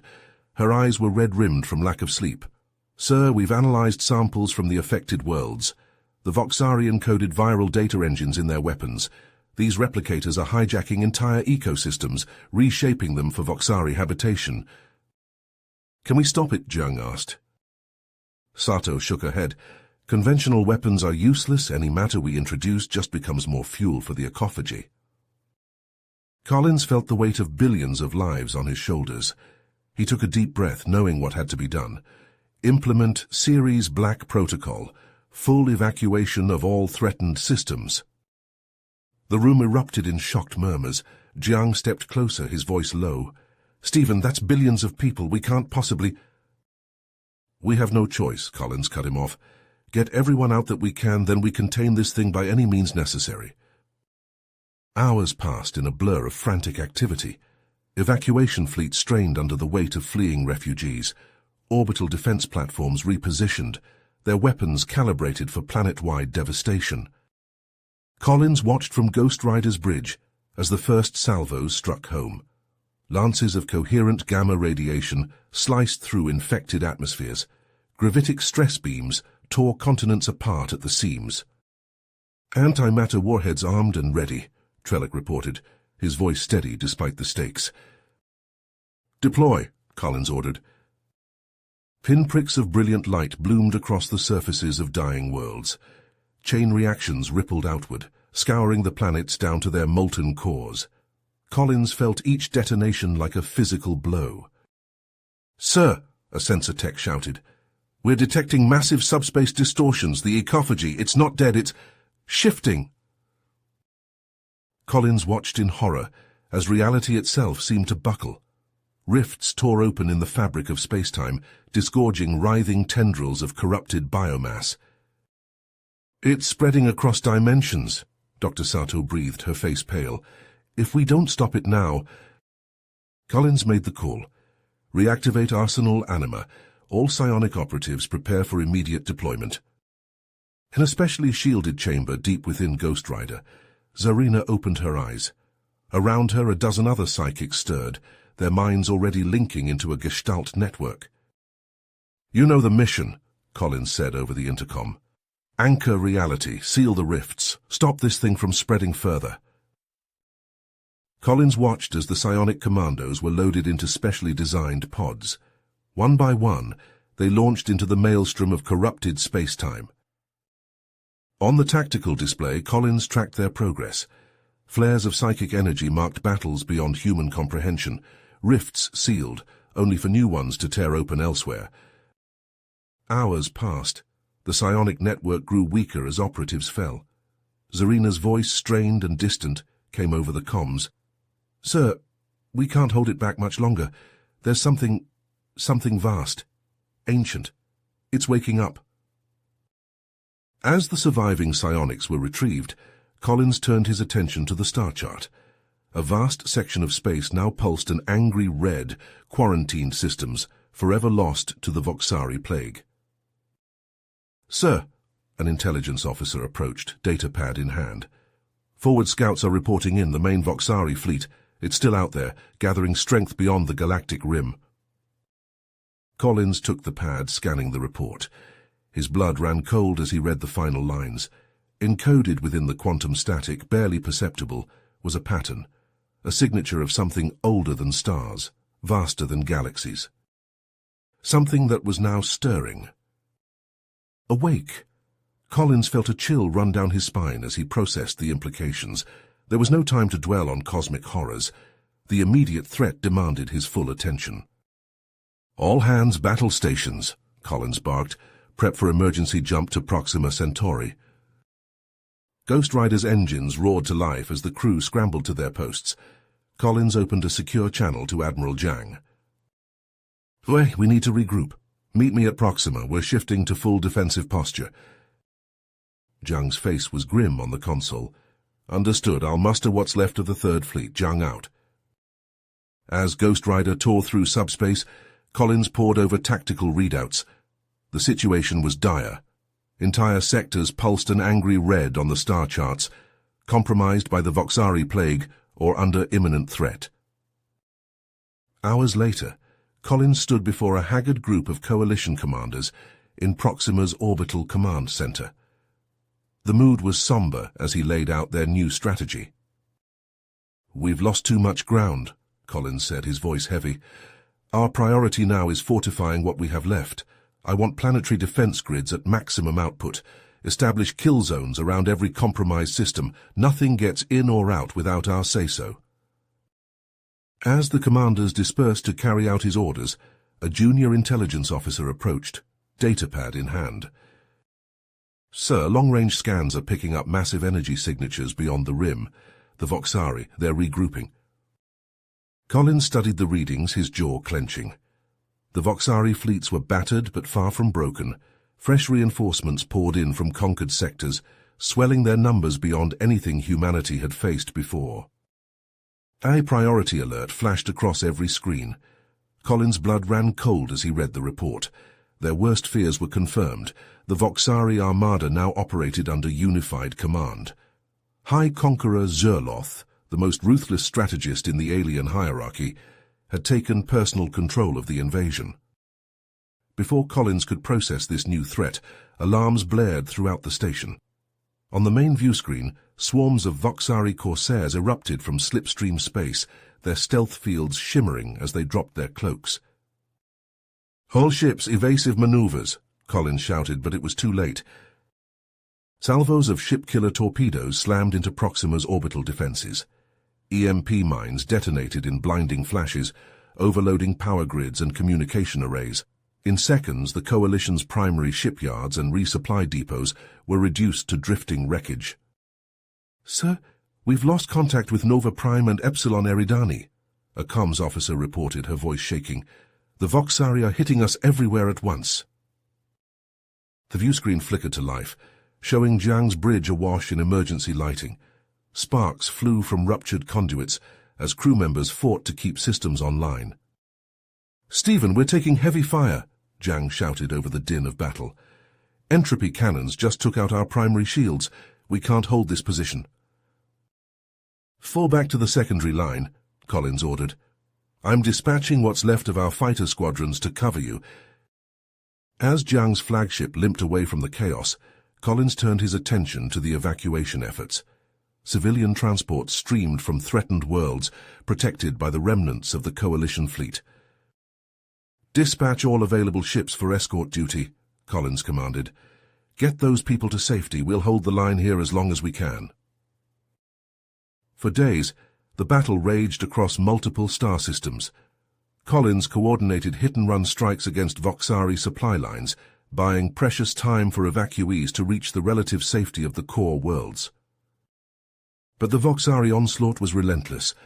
On Earth and other central planets, terror gripped the population as sleeper cells activated, Bombs tore through crowded streets. Critical infrastructure crumbled under coordinated cyber attacks. Neighbors turned on each other, their minds corrupted by insidious Voxari code. Collins stood on Ghost Rider's bridge, watching the tactical display with growing dread. The Coalition's territory shrank by the hour, their defenses crumbling under the weight of the Voxari assault. "Sir," his XO reported, "long-range sensors are picking up massive slipstream distortions. It's the main Voxari fleet. They're making their final push." Collins squared his shoulders, his voice steady as he addressed the crew. "This is it, people. Our last stand. We fall back to Sol, make our stand at Earth itself. Every ship, every soldier, we hold the line here, for humanity."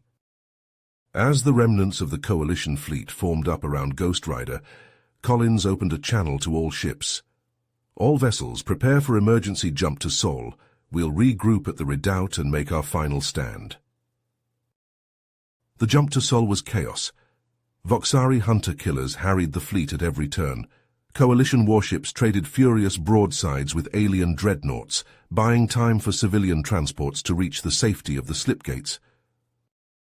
Collins watched in anguish as entire squadrons sacrificed themselves to hold choke points, stemming the tide of Voxari pursuers. The death toll mounted with each passing moment. As the battered fleet emerged in Sol space, Collins took stock of their losses. What remained of humanity's greatest armada was a pale shadow of its former strength. But they had made it. Earth's orbital defenses stood ready, a final bastion against the storm. In the fortified command center of Sol Redoubt Station, Collins convened an emergency war council. Admiral Jiang limped in, his uniform scorched and torn. The gathered officers bore the haunted looks of those who had stared into the abyss. "Oh, we've lost too much," Jiang said, his voice hoarse. "But we're still here, still fighting." Collins nodded, scanning the grim faces around him. "This is where we hold the line. Whatever it takes, we don't let those bastards set foot on Earth. We've got our backs to the wall. Now let's show them what humanity can do when we've got nothing left to lose." As klaxons wailed and status reports flooded in, Collins stepped to the main view screen. The void beyond Earth's atmospheric shield swarmed with Voxari warships. He took a deep breath, steeling himself for the battle to come. Collins stood on the bridge of Ghost Rider, his eyes fixed on the tactical display. The remnants of his fleet limped back to the inner defense grid, leaving a trail of burning wreckage in their wake. He tapped the console, zooming in on the gutted hulks of Voxari capital ships, now drifting lifelessly through the void. Lieutenant Vance's fingers flew across his terminal. "Sir, we've lost 40% of our strike craft and 25% of our capital ships. The Indomitable's taken heavy damage, but her reactors still online. Admiral Jiang reports they're venting atmosphere on decks 3 through 7, but should make it back to dock." Collins nodded, his face hardened. "And the Voxari losses?" "Preliminary scans show we've knocked out over 60% of their vanguard force. Zerloth's flagship is gone, along with most of their command structure." A ragged cheer went up from the crew, but Collins raised a hand for silence. "It's not over yet. The main Voxari host is still coming. We've bought ourselves some time, but that's all." He turned to his XO. "Commander Chen, set course for Mars orbital. We need to get our damaged ships docked and repaired ASAP." As Ghost Rider limped towards the red planet, Collins retreated to his ready room. He activated the holo display, studying the intricate web of defensive installations surrounding Earth and her sister worlds. The gunnery platforms, newly retrofitted into armored bastions, glowed a fierce blue against the blackness of space. A priority comm alert flashed on his screen. Collins accepted the transmission, and Admiral Jiang's battle-worn face appeared. "Stephen," Jiang said, his voice ragged, "that was some fancy flying out there. Your plan worked better than we could have hoped." Collins allowed himself a grim smile.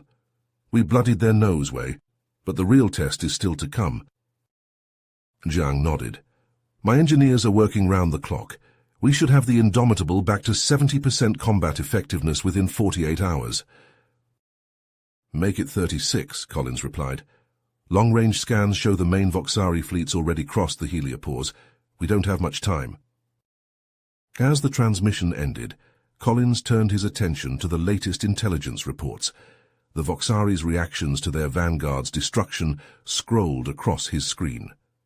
Intercepted transmissions painted a picture of confusion and disarray in the alien ranks.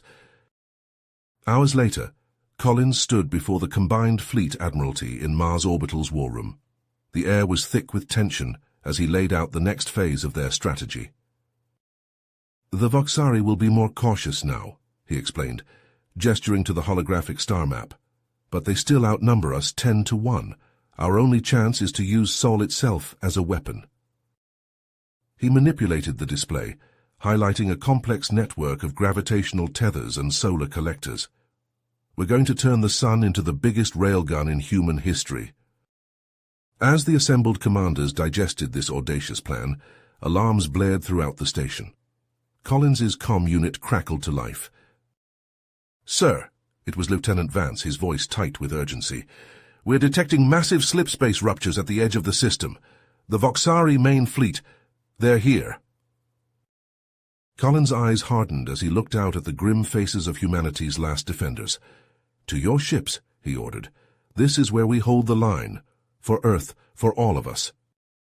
As the commanders raced to their vessels, Collins strode purposefully towards Ghost Rider's docking bay. The final battle for Sol was about to begin. The acrid stench of burning circuitry filled the air as Collins strode through Ghost Rider's engineering deck. Sparks rained from ruptured conduits overhead, while crewmen scrambled to patch breaches in the hull. The ship groaned, its superstructure pushed to the limit. "Status report," Collins barked, ducking under a dangling power cable. Chief Engineer Reeves wiped sweat and grime from his face. "We've got 3 reactor cores back online, sir. Weapons are at 60% capacity. Hull integrity is holding barely." Collins nodded, his eyes scanning the damage. "How long until we're combat ready?" Reeves hesitated. 18 hours minimum. We're working double shifts, but—" "Make it 12, Collins cut him off. "We don't have a second to waste." As Collins made his way to the bridge, his comm unit crackled to life. Admiral Jiang's voice came through, strained but resolute. "Stephen, we've got incoming. Long-range scans show Voxari Corsairs hitting Mars orbital platforms. They're probing our defenses." Collins cursed under his breath. "Understood. Deploy the 7th Rapid Response Battalion. I want those bastards pushed back before they gain a foothold." The next hours passed in a blur of tactical readouts and frantic status updates. Collins coordinated with planetary defense grids, redirecting resources to shore up weak points in Earth's orbital shield network. On the main view screen, a real-time feed showed the evacuation of New Berlin, streets choked with panicked civilians as transport shuttles touched down, herding people into underground bunkers. Collins watched grimly as the city emptied, praying they'd have somewhere to return to when this was over. "Sir," Lieutenant Vance called out, "we're receiving a priority transmission from Psi-Corps Command." Collins nodded, and the image of Colonel Emerson, leader of Earth's Psychic Defense Forces, flickered to life. "Admiral," Emerson said, his voice taut, "we've detected Voxari reality incursions near the North American shield generator. My teams are engaging, but we're spread thin." "Understood, Colonel. I'm dispatching Ghostwalker teams to reinforce your position. Hold the line at all costs." As the transmission ended, Collins turned to his XO. "Prep my shuttle. I need to get to Mars orbital for an emergency war council." Hours later, Collins stood before a gathering of humanity's last military leaders. The mood was grim as he laid out the situation. "The Voxari main fleet will be here within days," Collins said, gesturing to the holographic star map. "We're outgunned and outnumbered, but we're not beaten yet." He manipulated the display, highlighting key strategic points throughout the solar system. "Operation Armageddon is our last best hope, a 2-pronged assault to catch the enemy off guard and shatter their offensive before it can reach Earth." Admiral Jiang stepped forward. "My fleets will engage the Voxari head-on, drawing their focus while Admiral Collins leads a stealth incursion behind enemy lines." Murmurs of concern rippled through the assembled officers. It's a risky play, General Zhao spoke up. If either prong fails, we lose everything. Collins met the general's gaze. Every option we have left is risky, but this gives us a fighting chance. As the War Council dispersed to prepare their forces, Collins retreated to a private chamber. He activated a secure comm channel, and the face of Captain Reeves appeared. "Sir," Reeves said, "Ghost Rider is prepped and ready. We've integrated the captured Voxari tech into our slipstream drive." With a final glance at the tactical display showing Zerloth's vast armada bearing down on Seoul, Collins squared his shoulders and made his way to the Ghost Rider's launch bay. The fate of humanity now rested on the success of their risky move. As Collins boarded his flagship, klaxons blared throughout Mars orbital. The Voxari vanguard had arrived, their weapons already engaging the outer defense grid. With a final nod to Admiral Jiang, Collins gave the order. "All hands prepare for slipstream jump. Next stop, Saturn." Ghost Rider's engines flared to life, catapulting the stealth task force into the swirling chaos of the slipstream. As reality twisted around them, Collins gripped his command chair, his eyes fixed on the viewport. They hurtled towards their destination, and humanity's last hope for survival. The void erupted in a maelstrom of hellfire and twisted metal as Collins and Jiang's fleets slammed into the heart of Zerloth's armada. Ghost Rider shuddered under the strain, its hull groaning as it weathered the storm of enemy fire. "All batteries concentrate fire on Sector 7 Alpha," Collins barked, his eyes fixed on the tactical display. Streams of plasma lanced out from Ghost Rider's weapon banks, carving molten furrows through the dense pack of Voxari warships. Collins watched as a wall of Voxari capital ships formed up, their weapons already blazing. "I see it. All ships, brace for impact." The space between the fleets vanished in an instant, as Zerloth's vanguard closed to point-blank range. Ghost Rider's bridge viewports filled with the sight of alien gunships and disruptor craft swarming towards them. "Evasive maneuvers," Collins ordered, gripping his chair as the ship lurched violently. Annihilation beams sliced through space mere meters from their hull, leaving searing after-images burned into his retinas. Lieutenant Vance's voice rang out over the chaos. "Sir, Indomitables engaged the Voxari flagship." Collins turned his attention to the titanic duel unfolding before them. Jiang's dreadnought traded salvos with the monstrous Worldbreaker, each blow powerful enough to shatter a small moon. The Indomitable's spinal railguns pounded relentlessly at the alien vessel's void shields, slowly chipping away at its defenses. "Launch all fighters," Collins commanded. "I want every available craft providing cover for our capital ships." Swarms of single-pilot strike craft poured from Ghost Rider's launch bays, joining the frenzied melee erupting around them. Collins watched grimly as entire squadrons winked out of existence, consumed by the crossfire of disintegrator pods and gravitic missiles. "Sir, we're receiving a priority transmission from Captain Reeves," Lieutenant Vance reported. "Marine strike teams are in position and awaiting your order." Collins nodded, tapping his command console. "Reeves, you have a go. Board those bastards and give 'em hell." Across the battlefield, armored boarding pods slammed into the hulls of crippled Voxari battleships. Collins watched the helmet cam feeds as power-armored Marines cut their way through alien bulkheads, ion blasters spitting death at the Voxari defenders. "Ordnance teams reporting in," Vance announced. "Demolition charges are planted and ready for detonation." Collins took a deep breath, steeling himself. "Send the code word, Cataclysm." For a moment, an eerie stillness fell over the battle. Then space itself seemed to tear apart as dozens of Voxari capital ships erupted from within. Blinding azure lightning arced between the dying vessels, their reactors consuming them in cascading thermonuclear fury. A ragged cheer went up from Ghost Rider's crew, but Collins's eyes remained fixed on the Worldbreaker. Even as its fleet died around it, Zerloth's flagship continued to fight with undiminished savagery. Collins watched in horror as fresh squadrons of Voxari warships began pouring through the dimensional rift, their weapons already blazing.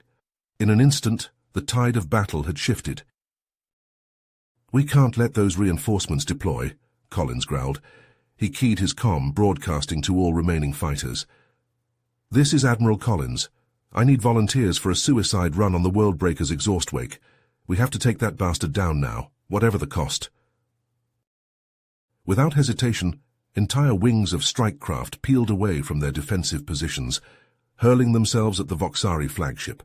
Collins watched with a mixture of pride and anguish as wave after wave of fighters plunged into the blazing thermal trail, detonating their payloads in a sustained firestorm that battered the alien vessel's aft shields.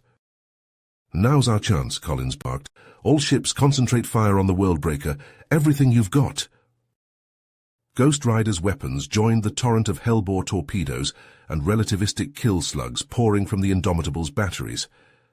The combined firepower hammered relentlessly at the weakened Vector, and Collins leaned forward in his chair as he saw the Worldbreaker's shields finally collapse. The Voxari flagship's armored prow crumpled inward, venting atmosphere and debris into the void. Collins allowed himself a grim smile as he watched the mighty vessel begin to break apart.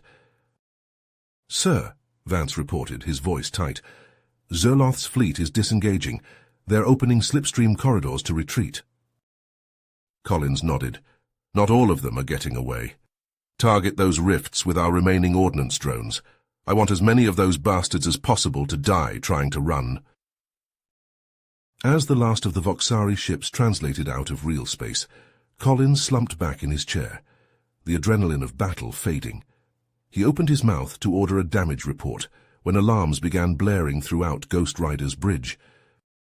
Collins stared in helpless rage at the main view screen, watching as blooms of atomic fire spread across the face of humanity's homeworld. As the infernos raged, he clenched his fists, his voice a low growl.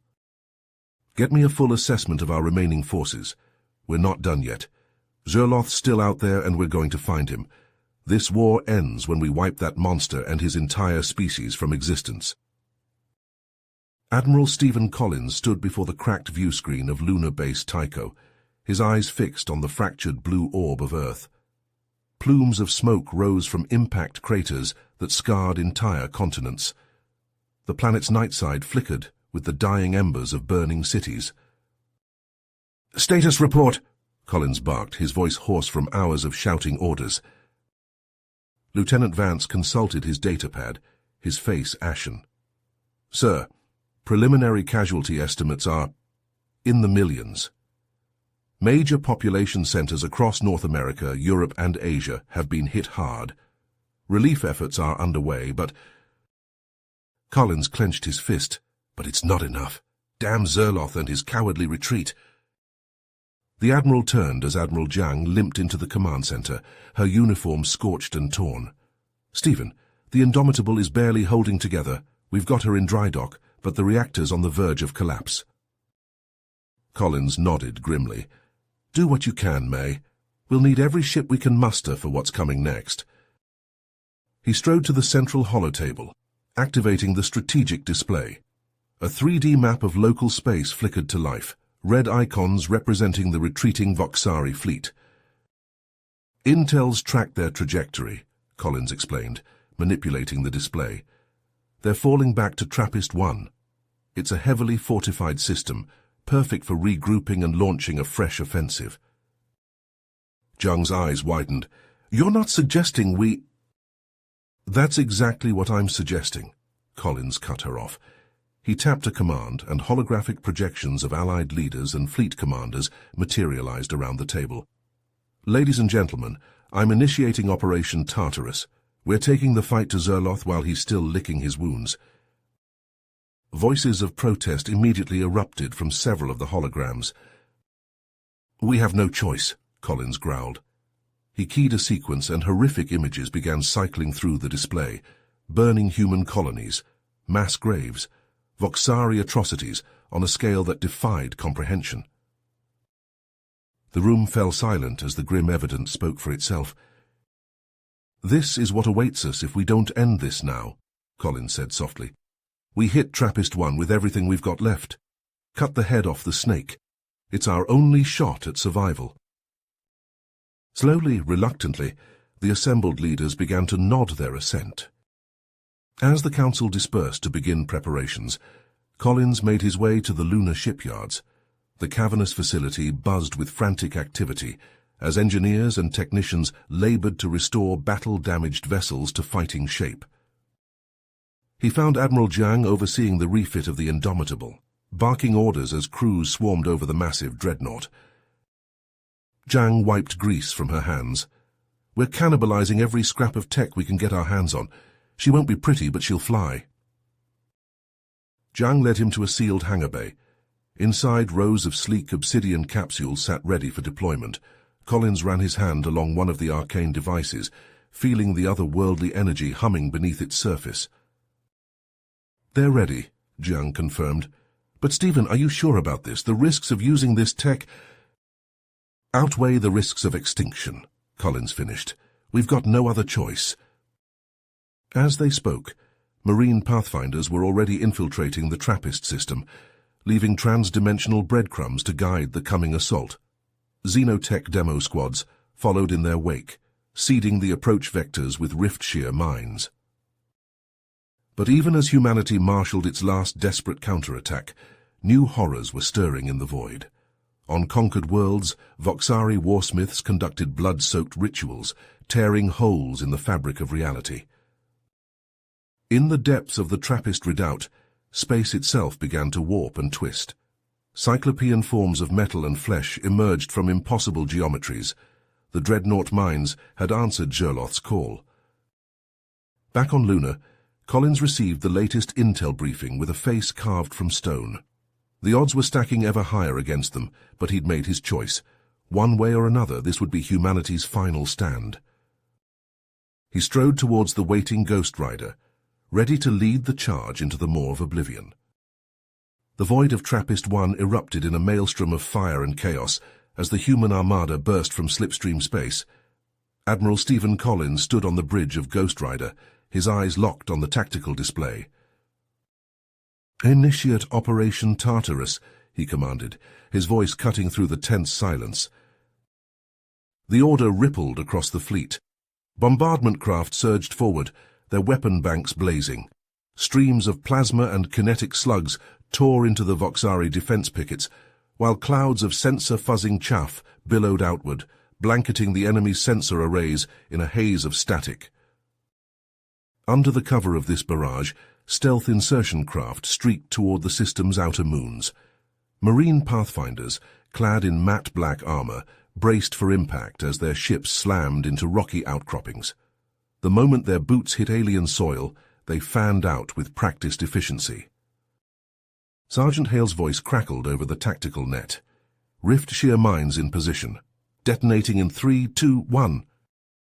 A series of thunderous explosions rocked the void. Space itself seemed to buckle and tear as massive shockwaves rippled outward, carving clear corridors through the fabric of reality. Collins watched as his command ship surged forward through these newly opened vectors. "All ships, press the attack." The Voxari response was swift and brutal. Swarms of interceptor pods poured from hidden hangars, their energy weapons lashing out at the human fleet. On the main view screen, Collins saw Admiral Jiang's Indomitable trading punishing broadsides with massive orbital bastions. The dreadnought's rail cannons hammered relentlessly at layer after layer of alien shielding. Collins nodded grimly. "Let's hope these work as advertised." From silos across the human fleet, obsidian capsules streaked toward the Voxari strongpoints. As they neared their targets, the torpedoes seemed to flicker and phase, slipping between the very fabric of space-time. Voxari defenses scrambled to respond, hastily erecting energy bucklers. But it was too late. The Twilight capsules phased effortlessly through the alien shields, penetrating deep into the heart of their fortifications. For a moment, an eerie stillness fell over the battlefield. Then, one by one, Voxari installations began to vanish.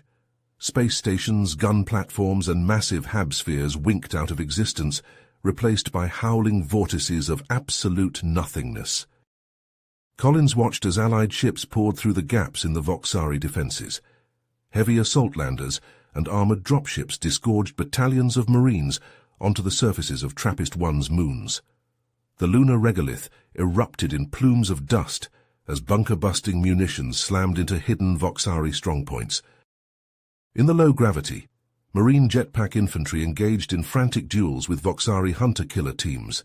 Streams of plasma crisscrossed the airless battlefield, while gravitic shear missiles left twisting contrails through the void.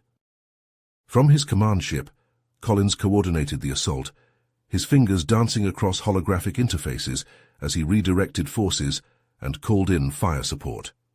At his side, a cadre of Psi-Corps operatives sat in silent meditation, their minds reaching out to assault the Voxari's psychic command network. "Sir," Vance's voice cut through the din of battle, "we're picking up something. Massive energy spikes near the star fortresses."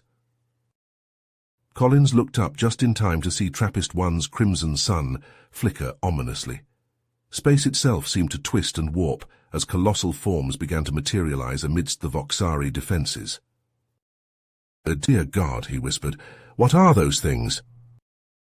The dreadnought mines defied easy description. Their vast cyclopean forms hurt the eyes to look upon, as if the human mind simply couldn't process their impossible geometries. Beams of entropic energy lashed out from their flanks, carving bloody furrows through the human formations. "All ships evasive maneuvers," Collins barked, but it was clear they were outmatched. These monstrosities were turning the tide of battle in a matter of moments. With a sinking feeling in his gut, Collins realized there was only one option left. He keyed his command console, entering the final authorization code.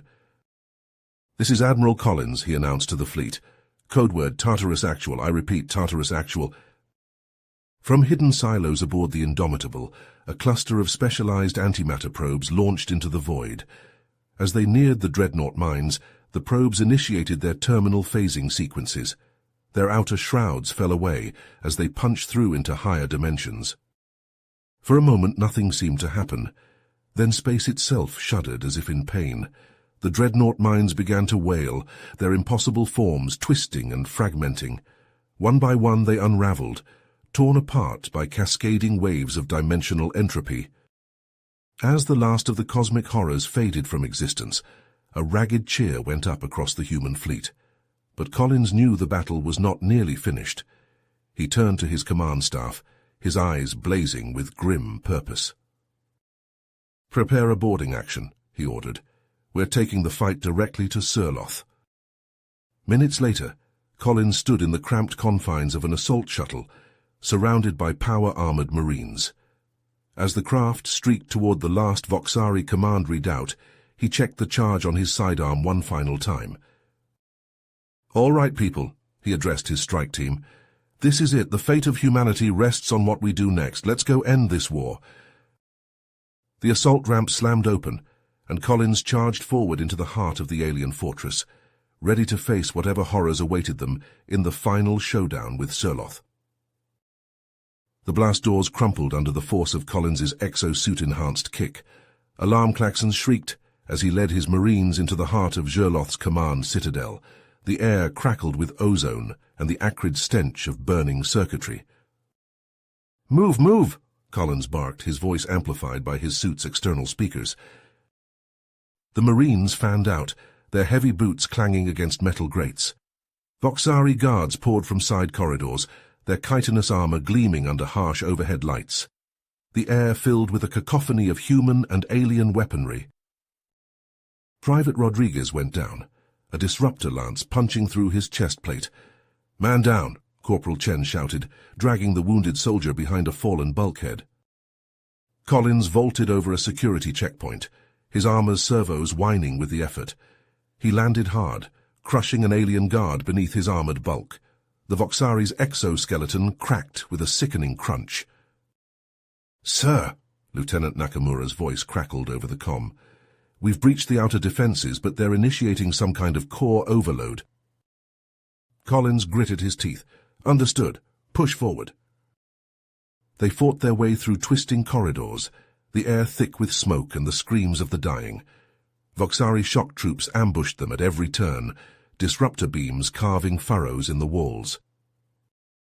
"Demolition team, clear that blockade," Collins ordered. Shaped charges detonated with ear-splitting cracks, blowing apart hardened emplacements. Marines in hulking exoskeletons stormed through the breach, their weapons spitting death. As they neared the command bridge, the corridor opened into a vast amphitheater. Collins felt the hairs on his neck stand up as an otherworldly energy filled the air. It wasn't enough. Waves of psychic force slammed into them, launched by Zerloth's Praetorian Guard. Marines screamed as their armor buckled, bones snapping under the onslaught. Collins saw Zerloth through the chaos, the alien commander fleeing deeper into the citadel. "On me!" he roared, leading a charge after their nemesis. They fought room by room, corridor by corridor. Collins's armor was scored and dented, his breath coming in ragged gasps. Finally, they cornered Zerloth in the reactor chamber. Collins lunged, his power fist crackling with energy. Zerloth parried, biosynthetic limbs a blur. They traded blows in the cramped space, crashing against control panels and conduits. Alarms blared as the reactor core pulsed ominously. Collins slammed Zerloth into a bank of monitors, shattering alien text displays. A terrible ripping sound filled the air as Zerloth triggered some final failsafe. Reality itself seemed to tear, a swirling vortex opening within the reactor stream. Collins watched in horror as something emerged, a biomechanical titan that defied comprehension. The dreadnought mine's bulk shattered through containment fields, its presence an affront to sanity. Zerloth clambered atop the abomination, cackling in triumph. Collins reached for his last weapon, a cluster of thermal detonators. With a primal yell, he hurled them directly into the creature's maw. The resulting explosion was beyond anything he'd experienced.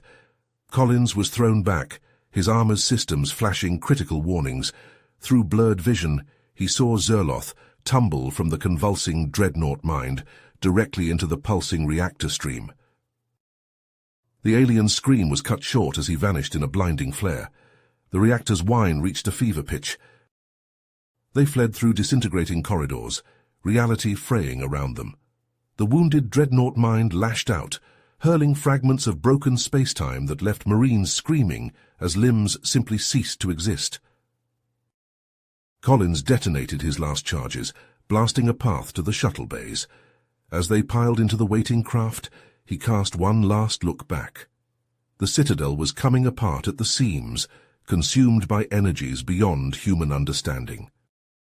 The shuttles rocketed away from the doomed station, alarms blaring as their sensors struggled to make sense of the dimensional nightmare erupting behind them. The evacuation shuttle shuddered violently as it tore free from the disintegrating citadel. Collins gripped the overhead handhold, his armor's servos whining as they fought to keep him upright. Acrid smoke filled the cabin, stinging his eyes and burning his lungs.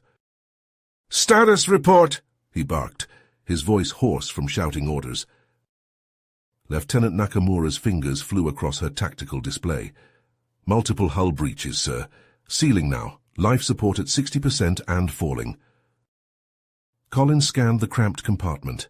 Blood-spattered Marines huddled together, their faces etched with exhaustion and pain.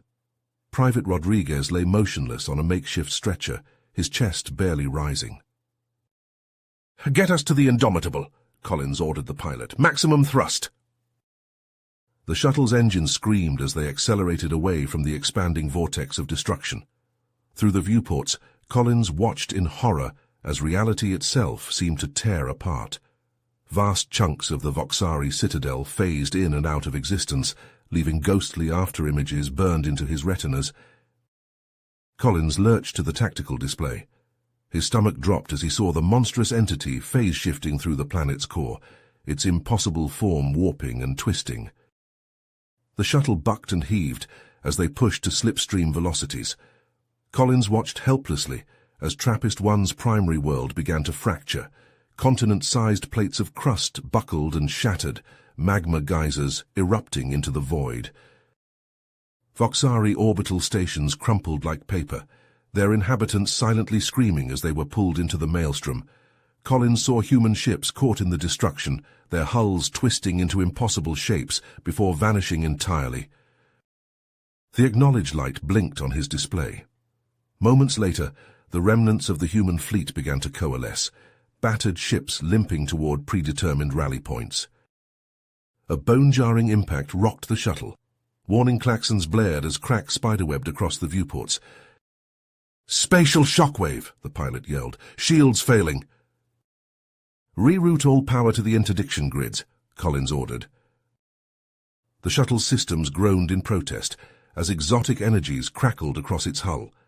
For a heart-stopping moment, Collins felt his body begin to phase, his very atoms threatening to tear apart. Then, miraculously, they stabilized. The shockwave passed, leaving them battered but intact within a fragile bubble of stable spacetime. Collins exhaled shakily, realizing he'd been holding his breath. "Damage report." "We're still flying, sir," the pilot replied, his voice strained. "But I don't know for how long."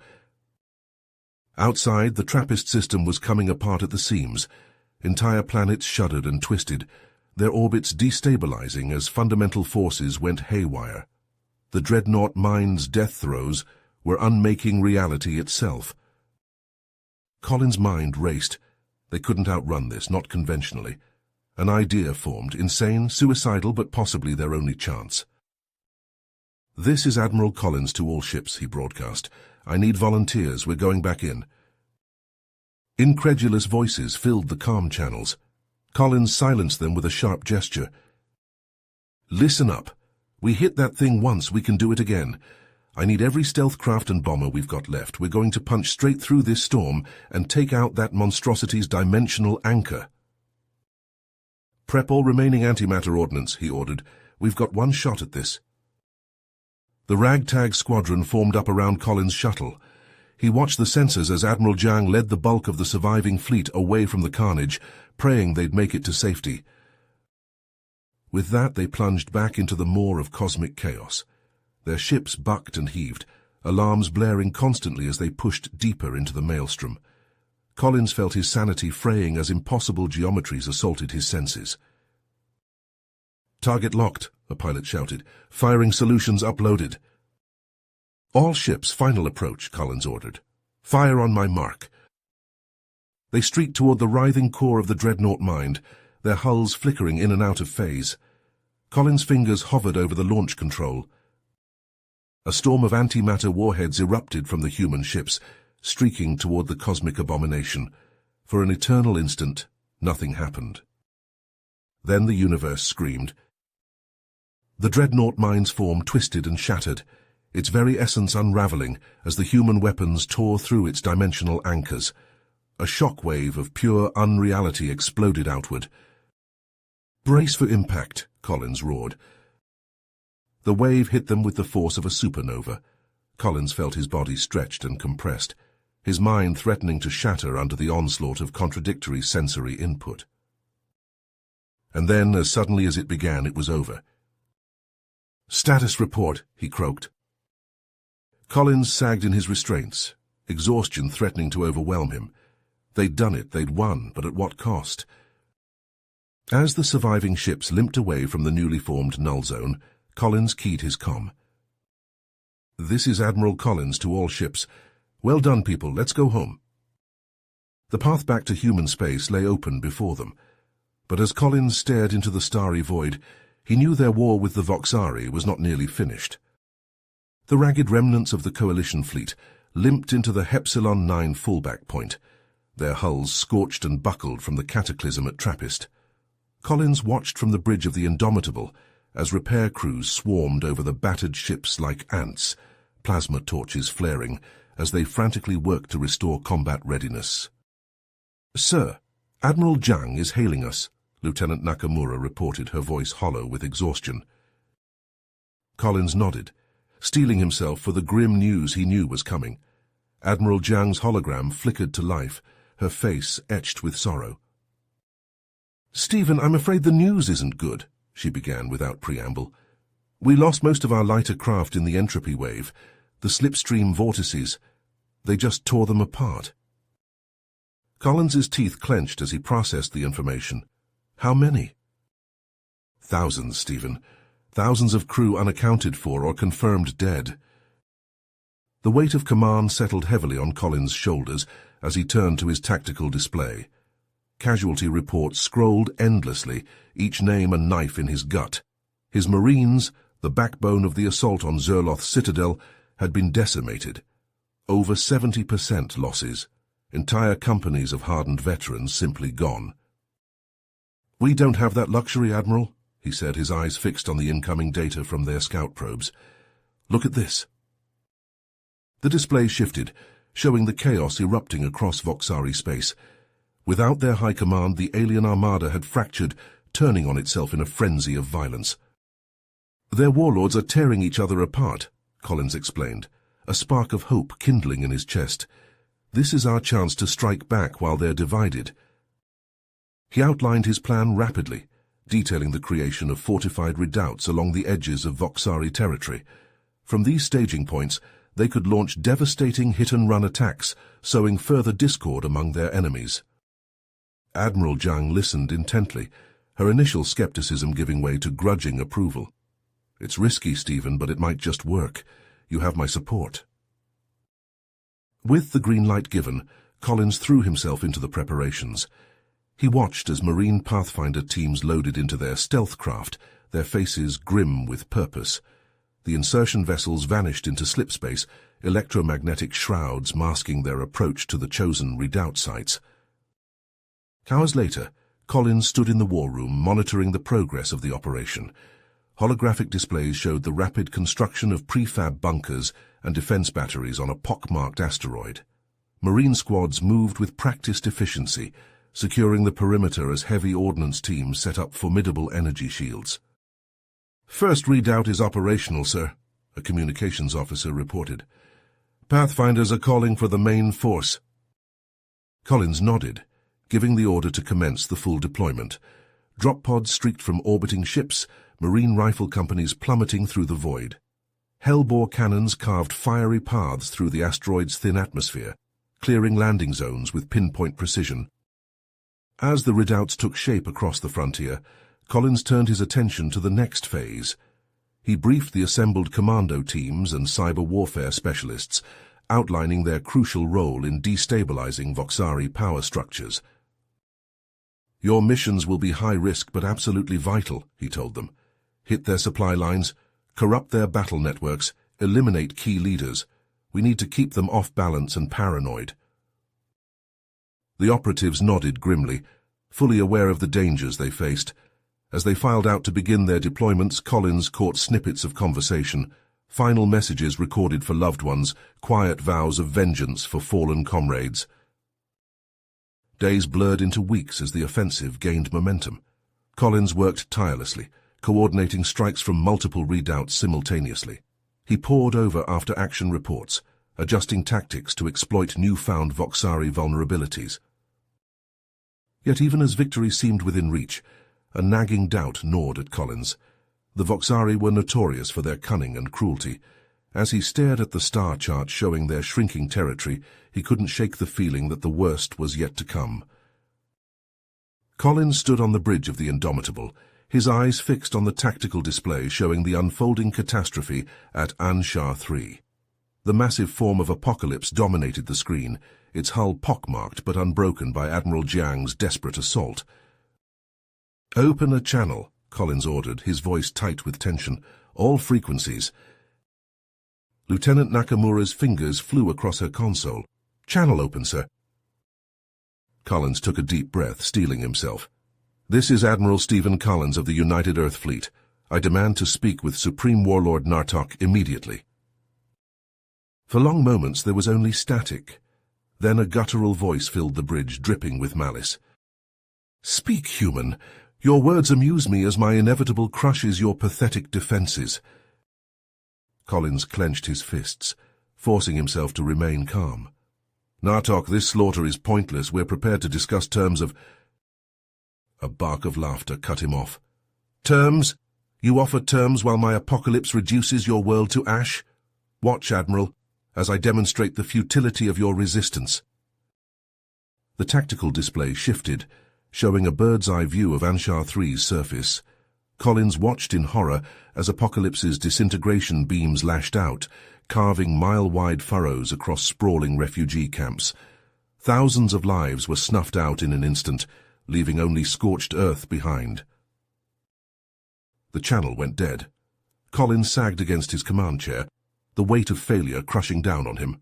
He turned to Nakamura, seeing his own despair mirrored in her eyes. "Sir," she said softly, "what do we do now?" Collins straightened, his mind racing. They couldn't win this fight conventionally, that much was clear. But perhaps...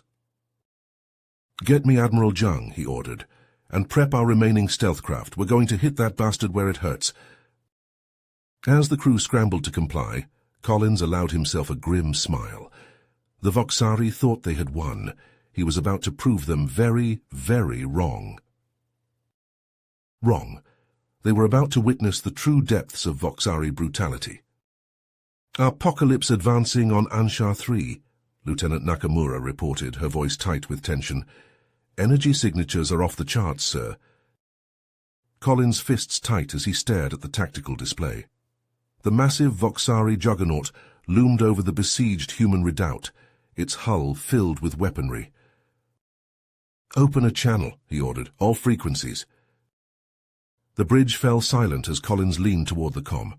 "This is Admiral Stephen Collins of the United Earth Fleet. I demand to speak with Supreme Warlord Nartok immediately." Seconds stretched into eternity. Then a guttural voice filled the air, dripping with contempt. "Speak, human. Your words mean nothing as Apocalypse crushes your pathetic defenses." Collins fought to keep his voice steady. "Nartok, this slaughter is pointless. We're prepared to discuss terms." A horrific laugh cut him off. "Terms? You offer terms while Apocalypse reduces your world to ash? Witness the futility of your resistance, Admiral." The tactical display shifted, showing Anshar 3's surface. Collins watched in horror as Apocalypse's disintegration beams lashed out, mile-wide furrows carved through sprawling refugee camps. Thousands of lives snuffed out in an instant. "Stop!" Collins shouted, bile rising in his throat. "Name your price, Nartok, whatever you want." "I want nothing from you, human," Nartok snarled. "Nothing but your complete annihilation." "Sir," she said softly, "what do we do?" "Get me Admiral Jung," he ordered, "and prep our remaining stealth craft." As the crew scrambled to comply, Collins keyed his comm. "Attention all personnel, this is a full evacuation order. I repeat, full evacuation. All non-essential personnel report to your designated transport immediately." Alarms blared throughout the redoubt. On the surface, Marine squads initiated scorched earth protocols. Fusion charges detonated, vaporizing weapons caches and research facilities. Heavily armored personnel carriers roared through burning streets, ferrying terrified civilians to waiting transports. Admiral Jung's hologram flickered to life. His face was grim, streaked with ash and blood. "Stephen, we're getting overrun down here. Apocalypse just took out our primary shield generator." Jung's eyes hardened with perseverance. "Consider it done. Indomitable out." The tactical display shifted, showing the desperate duel unfolding in Anshar 3's orbit. Indomitable's spinal rail cannons flared, hurling hyper-accelerated projectiles at the Voxari juggernaut. Apocalypse shrugged off the impacts, its disintegrator lances carving molten furrows across Indomitable's hull. Collins turned to his tactical officer. "What's the status on Nartok's command ship?" "We've got a fix, sir," the officer replied. "It's directing Apocalypse from an asteroid field nearby." A spark of hope ignited in Collins' chest. "Prep the Ghost Walkers. We're going to hit that bastard where it hurts." Elite commandos donned their psi-amplifying battle armor, their minds razor-sharp and ready for combat. Stealth shuttles disengaged from the Indomitable's ventral bays, shrouded in electromagnetic camouflage. The Ghost Walkers plunged into the asteroid field, weaving through tumbling rocks and debris. Voxari hunter-killer drones swarmed to intercept, only to be shredded by precisely aimed psychokinetic blasts. Zero-G combat erupted as the humans closed on Nartok's flagship. Voxari shock troopers in Baroque exosuits clashed with the Ghost Walkers, energy blades and psionic attacks filling the void between asteroids. Inside Nartok's ship, alarms blared as the humans breached the outer defenses. The Ghostwalker squad leader, his mind ablaze with psychic energy, blasted through the final set of blast doors. For a heartbeat, victory seemed within reach. Then reality twisted. A swirling vortex of otherworldly energy erupted in the flagship's command center. Voxari elites, their forms wreathed in crackling dimensional energy, poured through the rift. "Apocalypse sends its regards," one of the aliens hissed, leveling a disruptor lance. The Ghostwalkers found themselves pinned down, caught in a crossfire of alien technology and psionic assaults. Their leader's voice crackled over the comm. "This is Echo Lead. We're compromised. Request immediate evac." Back on Anshar 3, the situation had become dire. Apocalypse's relentless barrage had crippled the Indomitable, leaving Jiang's defensive line in tatters. Collins stared at the tactical display, icy dread settling in his gut. The transport convoy's jump window was rapidly closing. If they didn't leave now, they'd be trapped. Collins closed his eyes, the weight of command crushing down on him. When he opened them, his voice was steady. "All ships, disengage and calculate slipstream vectors. Ghostwalkers, initiate emergency exfil. We are leaving." Aboard Nartok's flagship, the human commandos unleashed their last-ditch effort. Thermoclastic breaching charges detonated, blowing a ragged hole in the ship's hull. One by one, the Ghostwalkers were sucked into the vacuum, their armored coffin shields deploying around them. Collins' extraction shuttles screamed through space, snatching up the floating commandos under a hail of Voxari fire. As they made their final run, a savage barrage tore into Nartok's flagship. The source of the attack stunned everyone. There, engines sputtering and hull aflame, the Indomitable unleashed a final defiant volley. Admiral Jiang's voice crackled over the comm. "Give 'em hell for us, Stephen." Before Collins could respond, a lance of energy from Apocalypse speared the Indomitable. The proud vessel vanished in a blinding flash, taking its heroic crew with it. Tears stung Collins' eyes as he gave the order. "All ships, execute jump." Space itself seemed to scream as the human fleet tore into slipstream, barely ahead of Apocalypse's grasping energy wake. When they emerged, the battered convoy found itself at the fallback point of Micah's world. Collins stared out at the debris field littering space around them. Broken hull fragments and drifting bodies bore silent testament to the carnage they'd escaped.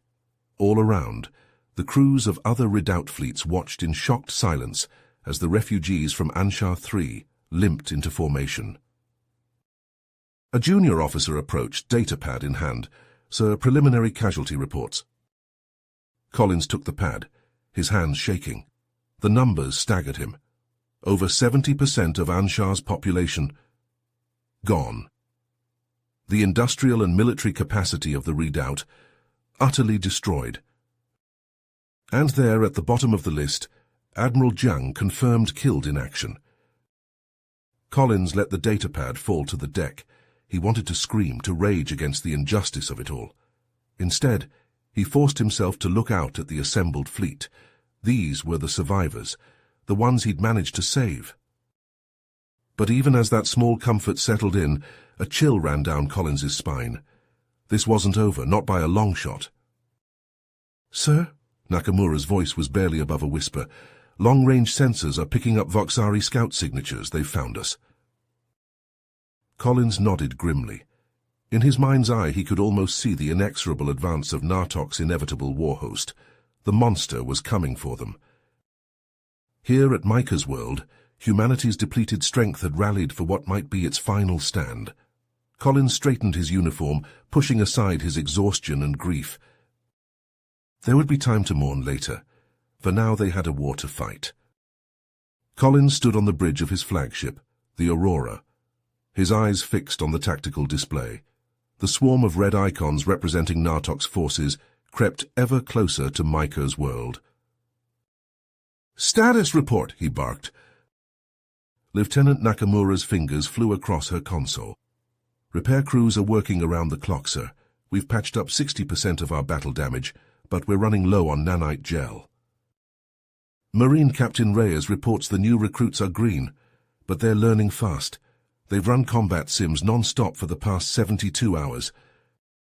A proximity alert blared. Colin's head snapped up to see a massive shape materialize at the edge of the system. The monstrous Voxari juggernaut hung in space, flanked by hundreds of smaller warships. Fighter squadrons swarmed around them like angry hornets. Collins keyed his comm. "This is Admiral Collins to all ships. Execute Operation Firebreak. I repeat, execute Operation Firebreak." Across the system, stealth craft decloaked. Their hulls bristled with viral payload launchers. They streaked towards the Voxari fleet, weaving through clouds of debris and asteroid fields. On the bridge of the lead stealth ship, Commander Chen gripped his controls. "All units, weapons hot, fire on my mark." The Voxari inevitables loomed ahead, their massive forms eclipsing the stars. A barrage of viral logic killers erupted from the human ships. They slammed into the Voxari war machines, burrowing deep into their systems. For a moment nothing happened. Then one of the inevitables began to list, its engines sputtering. Another spun wildly, firing its weapons at random. A third simply went dark, drifting lifelessly. Chen allowed himself a tight smile. Direct hits confirmed, multiple targets disabled. His triumph was short-lived. A wall of Voxari fighters swept in, their energy weapons carving molten furrows across the stealth ship's hulls. "Evasive maneuvers," Chen yelled, but it was too late. His ship bucked violently as a plasma bolt tore through the engine core. The last thing he saw was a blinding flash of light. Back on the Aurora, Collins watched as the stealth fleet winked out one by one. Collins closed his eyes for a moment, honoring their sacrifice. When he opened them, his voice was steel. "Deploy the Orphic cells." Deep in the bowels of a secret facility on Micah's world, technicians carefully removed stasis pods from their housings. Inside each pod floated a twisted form, part Voxari, part machine, all nightmare. Dr. Eliza Voronova, lead xenobiologist, supervised the activation sequence. "Initiating synaptic cascade," she announced. "Memoplex rewrite holding steady." The pods hissed open. The hybrid savants within twitched and jerked as their consciousnesses came online. "Upload viral payloads," Voronova ordered. Lines of arcane code scrolled across screens as the hybrids were infused with their lethal cargo. Their eyes snapped open, glowing with an otherworldly light. Voronova keyed her comm. "Admiral Collins, the Orphic cells are ready for deployment." The hybrids were loaded onto specially modified dropships and launched towards the advancing Voxari fleet.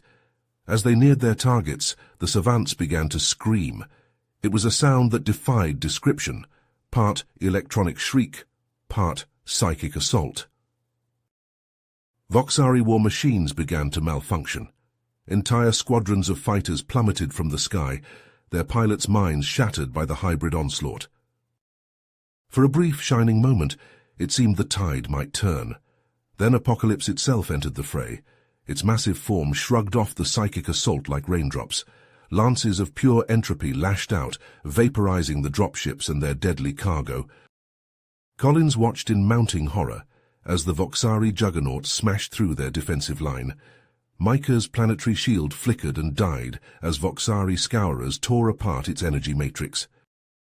Collins' face hardened as he watched fiery contrails streak across Micah's skies.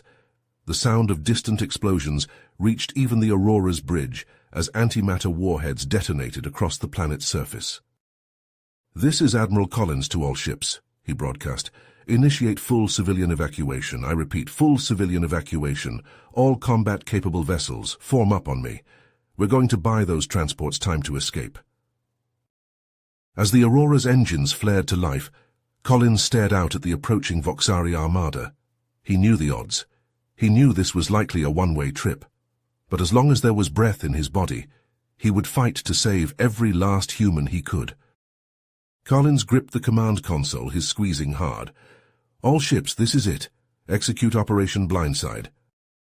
Across the void, Marine sniper teams took aim. Their targeting reticles locked onto Apocalypse's external sensor arrays. The air crackled with tension as they awaited the order. Streams of armor-piercing sabots erupted from concealed positions, slamming into Apocalypse's hull. Electromagnetic pulses followed, shorting out delicate circuitry. The massive juggernaut shuddered under the assault. Lieutenant Nakamura's voice rang out, "Sir, stealth frigates in position." Collins nodded. "Launch Hellbore torpedoes, full spread." The frigates decloaked, their sleek forms materializing from the darkness. Missile bays opened, disgorging swarms of Hellbore torpedoes. They streaked towards Apocalypse, leaving trails of blue fire in their wake. Explosions blossomed across the Juggernaut's surface. Though its reactor shielding held, the barrage forced Apocalypse to recalibrate. Its disintegration batteries swiveled, tracking the human strike craft. "Now's our chance," Collins barked. "All transports initiate final launch sequence." On Micah's surface, evacuation sirens wailed. Terrified civilians rushed towards waiting shuttles. Marines formed protective cordons, their weapons trained on the skies. A Voxari drop pod slammed into the earth nearby. Its hatches burst open, disgorging alien shock troops. Private Rodriguez hefted his gravitic lance, the weapon humming with power. He squeezed the trigger, unleashing a devastating beam that tore through the Voxari ranks. "Hold the line," Sergeant Kwan shouted. "Give those civvies time to board."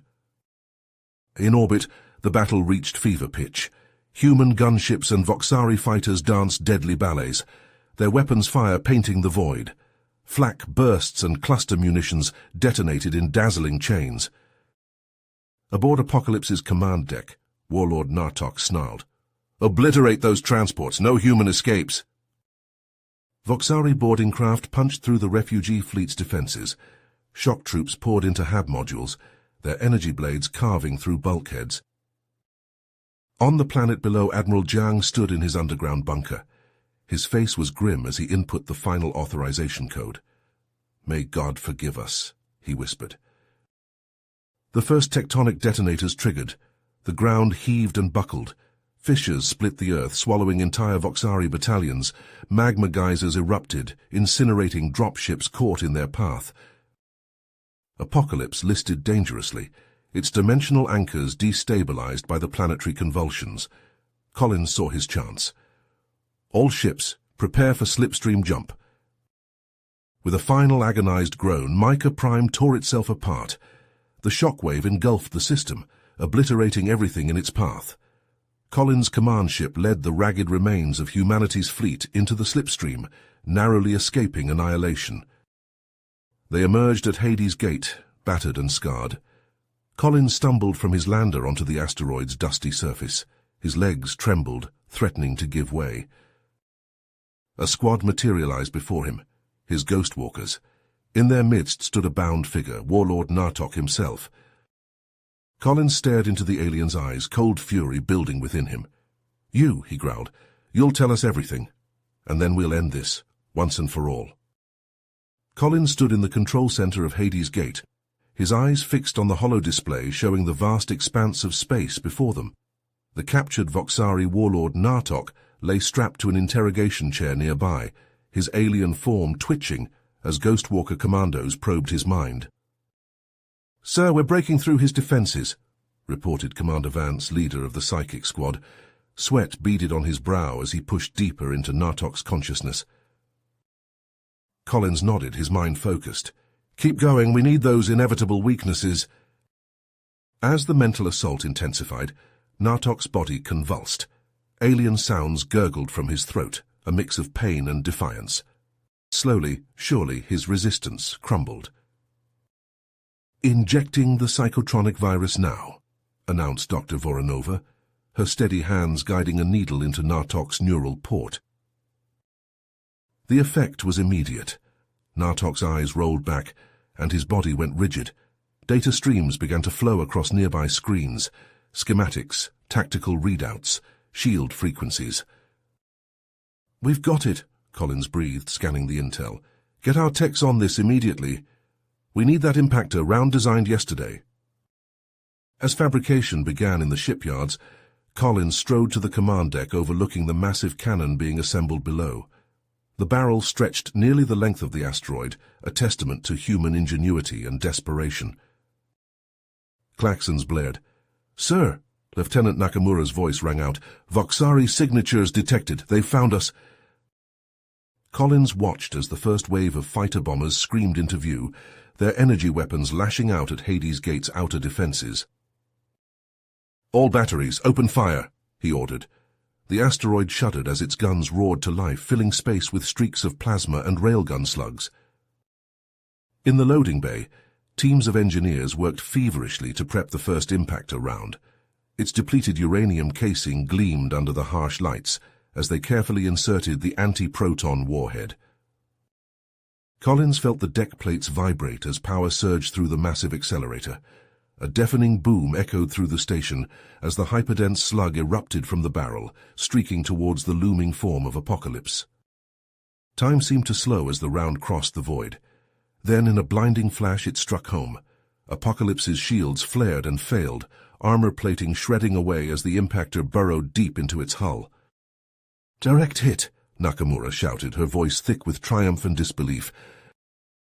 But there was no time to celebrate. Already Voxari counterfire was zeroing in on their position.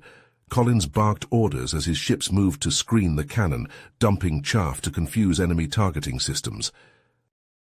"Reload and fire again," Collins commanded, his eyes never leaving the wounded but still dangerous form of Apocalypse. "We've hurt them. Now let's finish this."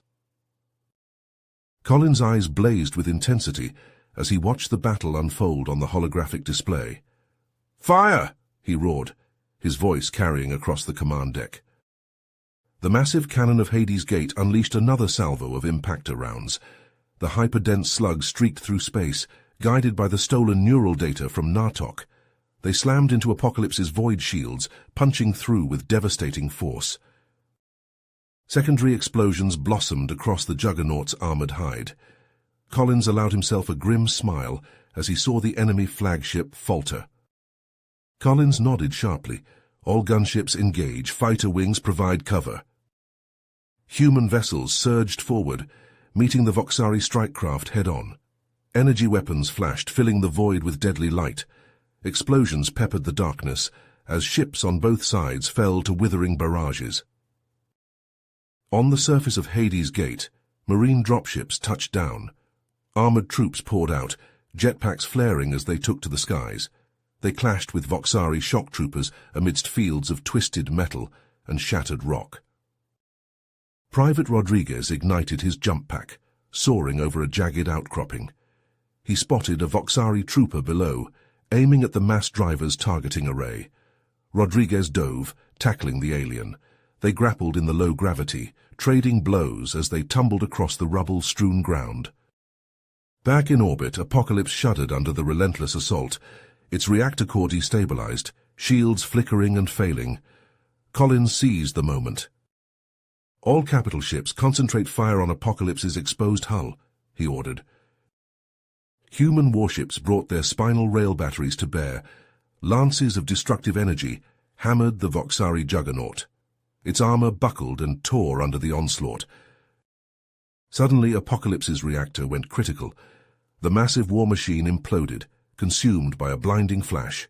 The shockwave rippled outward, catching entire wings of Voxari craft in its wake. "All forces disengage," Collins shouted. "Clear the blast radius." Human ships peeled away, narrowly avoiding the expanding front of entropic energy.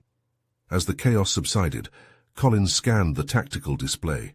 His blood ran cold as he saw new contacts materializing. Smaller inevitable war machines advanced, filling the void left by their fallen leader. They encircled the human positions, layering their fields of fire with cold precision.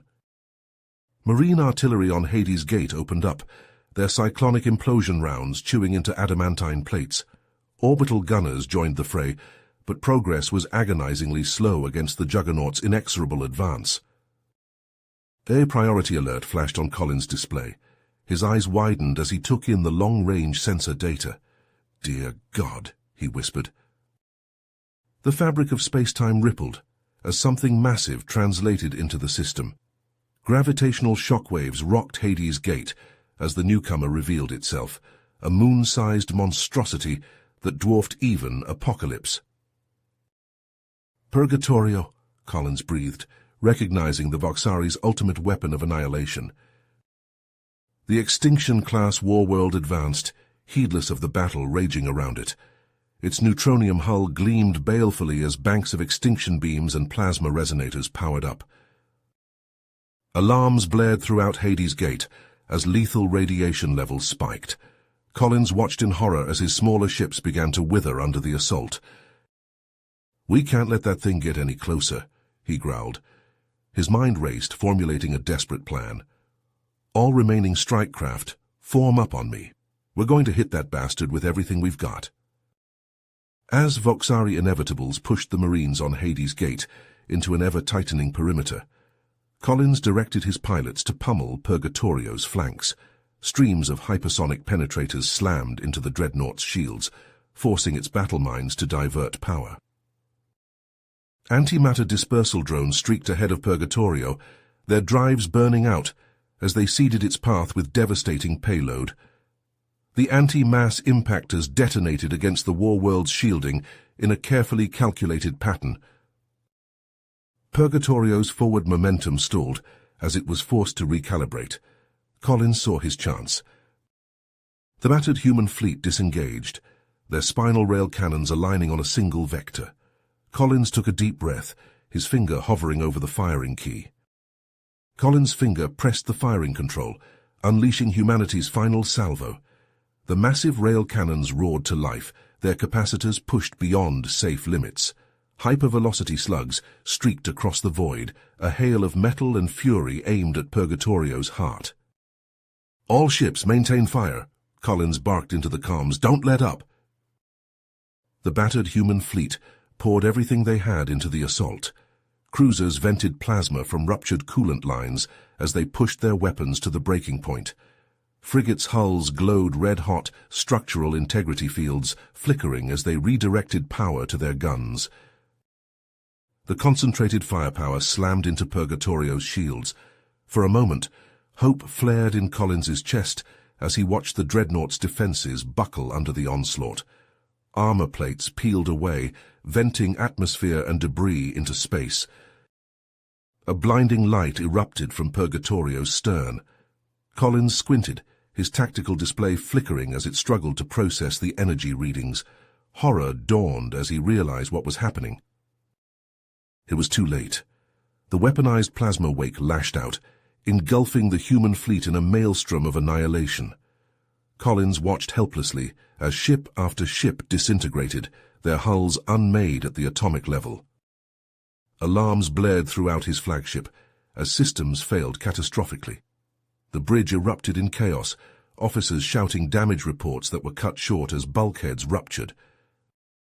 Collins stumbled to the emergency transmitter, his lungs burning as the air grew thin. "This is Admiral Collins," he gasped. "All personnel on Hades Gate, evacuate immediately. Get to the escape pods. Go." Through viewports rapidly frosting over with ice crystals, he saw the tiny flares of pods launching from the doomed asteroid base. Purgatorio loomed ever larger, its titanic bulk barely scratched by humanity's last desperate attack. As darkness closed in, Collins' final thought was of the refugees fleeing to that distant moon. He prayed it would be enough, that some fragment of humanity might survive this holocaust. The void claimed him, indifferent to the scattered wreckage that had been Earth's proudest fleet. Purgatorio sailed on, its mission of extinction unfaltering. On a desolate lunar plain, battered transports touched down. Marines stumbled out, supporting shell-shocked civilians. Medics rushed to treat the wounded, their supplies woefully inadequate for the scale of the disaster. Private Rodriguez helped an elderly woman from the shuttle, her eyes wide with terror. He looked to the sky, seeing the baleful glow of Purgatorio's approach. The weight of their situation crashed down upon him. This was it, the last stand of humanity, and they were so terribly, horribly outgunned. The harsh fluorescent lights of the Lunar Command Center cast long shadows across Collins's face as he hunched over the holographic display. His eyes, sunken from sleepless nights, scanned the data streams with feverish intensity. The ghost walkers, ethereal figures of shimmering light, hovered nearby, their presence a cold comfort in the face of impending doom. "Sir," Lieutenant Nakamura's voice cracked, "Purgatorio has entered the outer system. Our long-range sensors are... they're going haywire." Collins nodded grimly, his fingers dancing across the control panel. The hologram flickered, zooming in on the colossal dreadnought. Its hull writhed with impossible geometries, reality itself seeming to warp around it. One of the ghostwalkers glided forward, its voice a whisper in Collins' mind. "The slipgate drive, it exceeds anything we've encountered before." Collins turned to the gathered xenotechnicians, their faces a mix of awe and terror. "What are we looking at here?" Dr. Voronova, her hands shaking as she adjusted her glasses, stepped forward. "Admiral, if these readings are correct, Purgatorio isn't just traveling through space. It's tearing holes in the fabric of reality itself." The room fell silent as the implications sank in. Collins felt the weight of countless lives pressing down on him, suffocating in its intensity. He forced himself to breathe, to think. "Show me the projections," he ordered, his voice steady despite the churning in his gut. "Weeks at most," another technician answered. "When it goes, half the galaxy will be torn apart. The very laws of physics will unravel." Panic erupted in the command center. Voices raised in fear, in anger, in despair. Collins hit his fist down on the console, the sharp crack silencing the room. "We're not done yet," he growled, his eyes blazing with a fierce, desperate light. "If we're going down, we're taking that bastard with us." He strode to the main view screen, bringing up schematics of the lunar base. "I want every ship, every scrap of technology we have left. Civilian transports, mining tugs, escape pods. If it can fly, I want it ready." Confusion rippled through the gathered personnel. "Sir?" Nakamura questioned. "We're going to hit Purgatorio with everything we've got," Collins explained, his voice gaining strength. "One last strike, a suicide run." He turned to the renegade Voxari technicians who had defected to their side. "You know their tech better than anyone. I need weapons, the strangest, most devastating ordnance you can cobble together. Anything that might punch through those shields." The next hours passed in a blur of frantic activity. Collins moved through the hangar bays, overseeing the transformation of their ragtag fleet into instruments of vengeance. Civilian crafts bristled with jury-rigged weapon systems. Salvaged Voxari tech pulsed with alien energies ready to unleash chaos upon their creators. As the final preparations were made, alarms blared throughout the base. "Voxari strike craft incoming," a panicked voice shouted over the comms. Collins sprinted to the nearest observation port, his heart pounding. In the inky blackness of space, pinpricks of light dedicationed into the sleek, predatory shapes of Voxari hunter-killers. "Launch the Pathfinders," he roared into his comm unit. "Clear us a path." From concealed silos across the lunar surface, humanity's last line of defense erupted in a brilliant display of destructive fury. Vortex mines spun outward, their gravitational pull warping space itself. Anti-proton detonators flashed, annihilating matter in blinding bursts of energy. In the chaos of battle, Collins' cobbled-together fleet rose from the lunar surface. Drones, piloted by cold machine logic, spiraled outward in intricate patterns. Their hulls blazed with otherworldly energies as they activated their deadly payloads.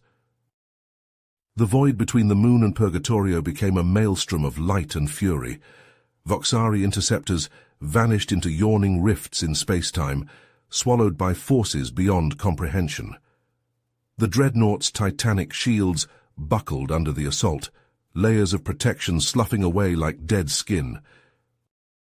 From the relative safety of the lunar bunker, Collins watched as his risky move unfolded. The droning hum of Purgatorio's engines rose to a piercing shriek, audible even through the vacuum of space. Reality itself seemed to bend and warp around the massive vessel.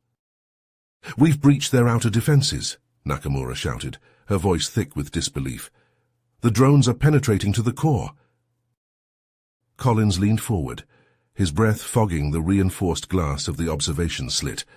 He watched as the last of his fleet, little more than motes of light against the behemoth's bulk, impacted Purgatorio's wounded flank.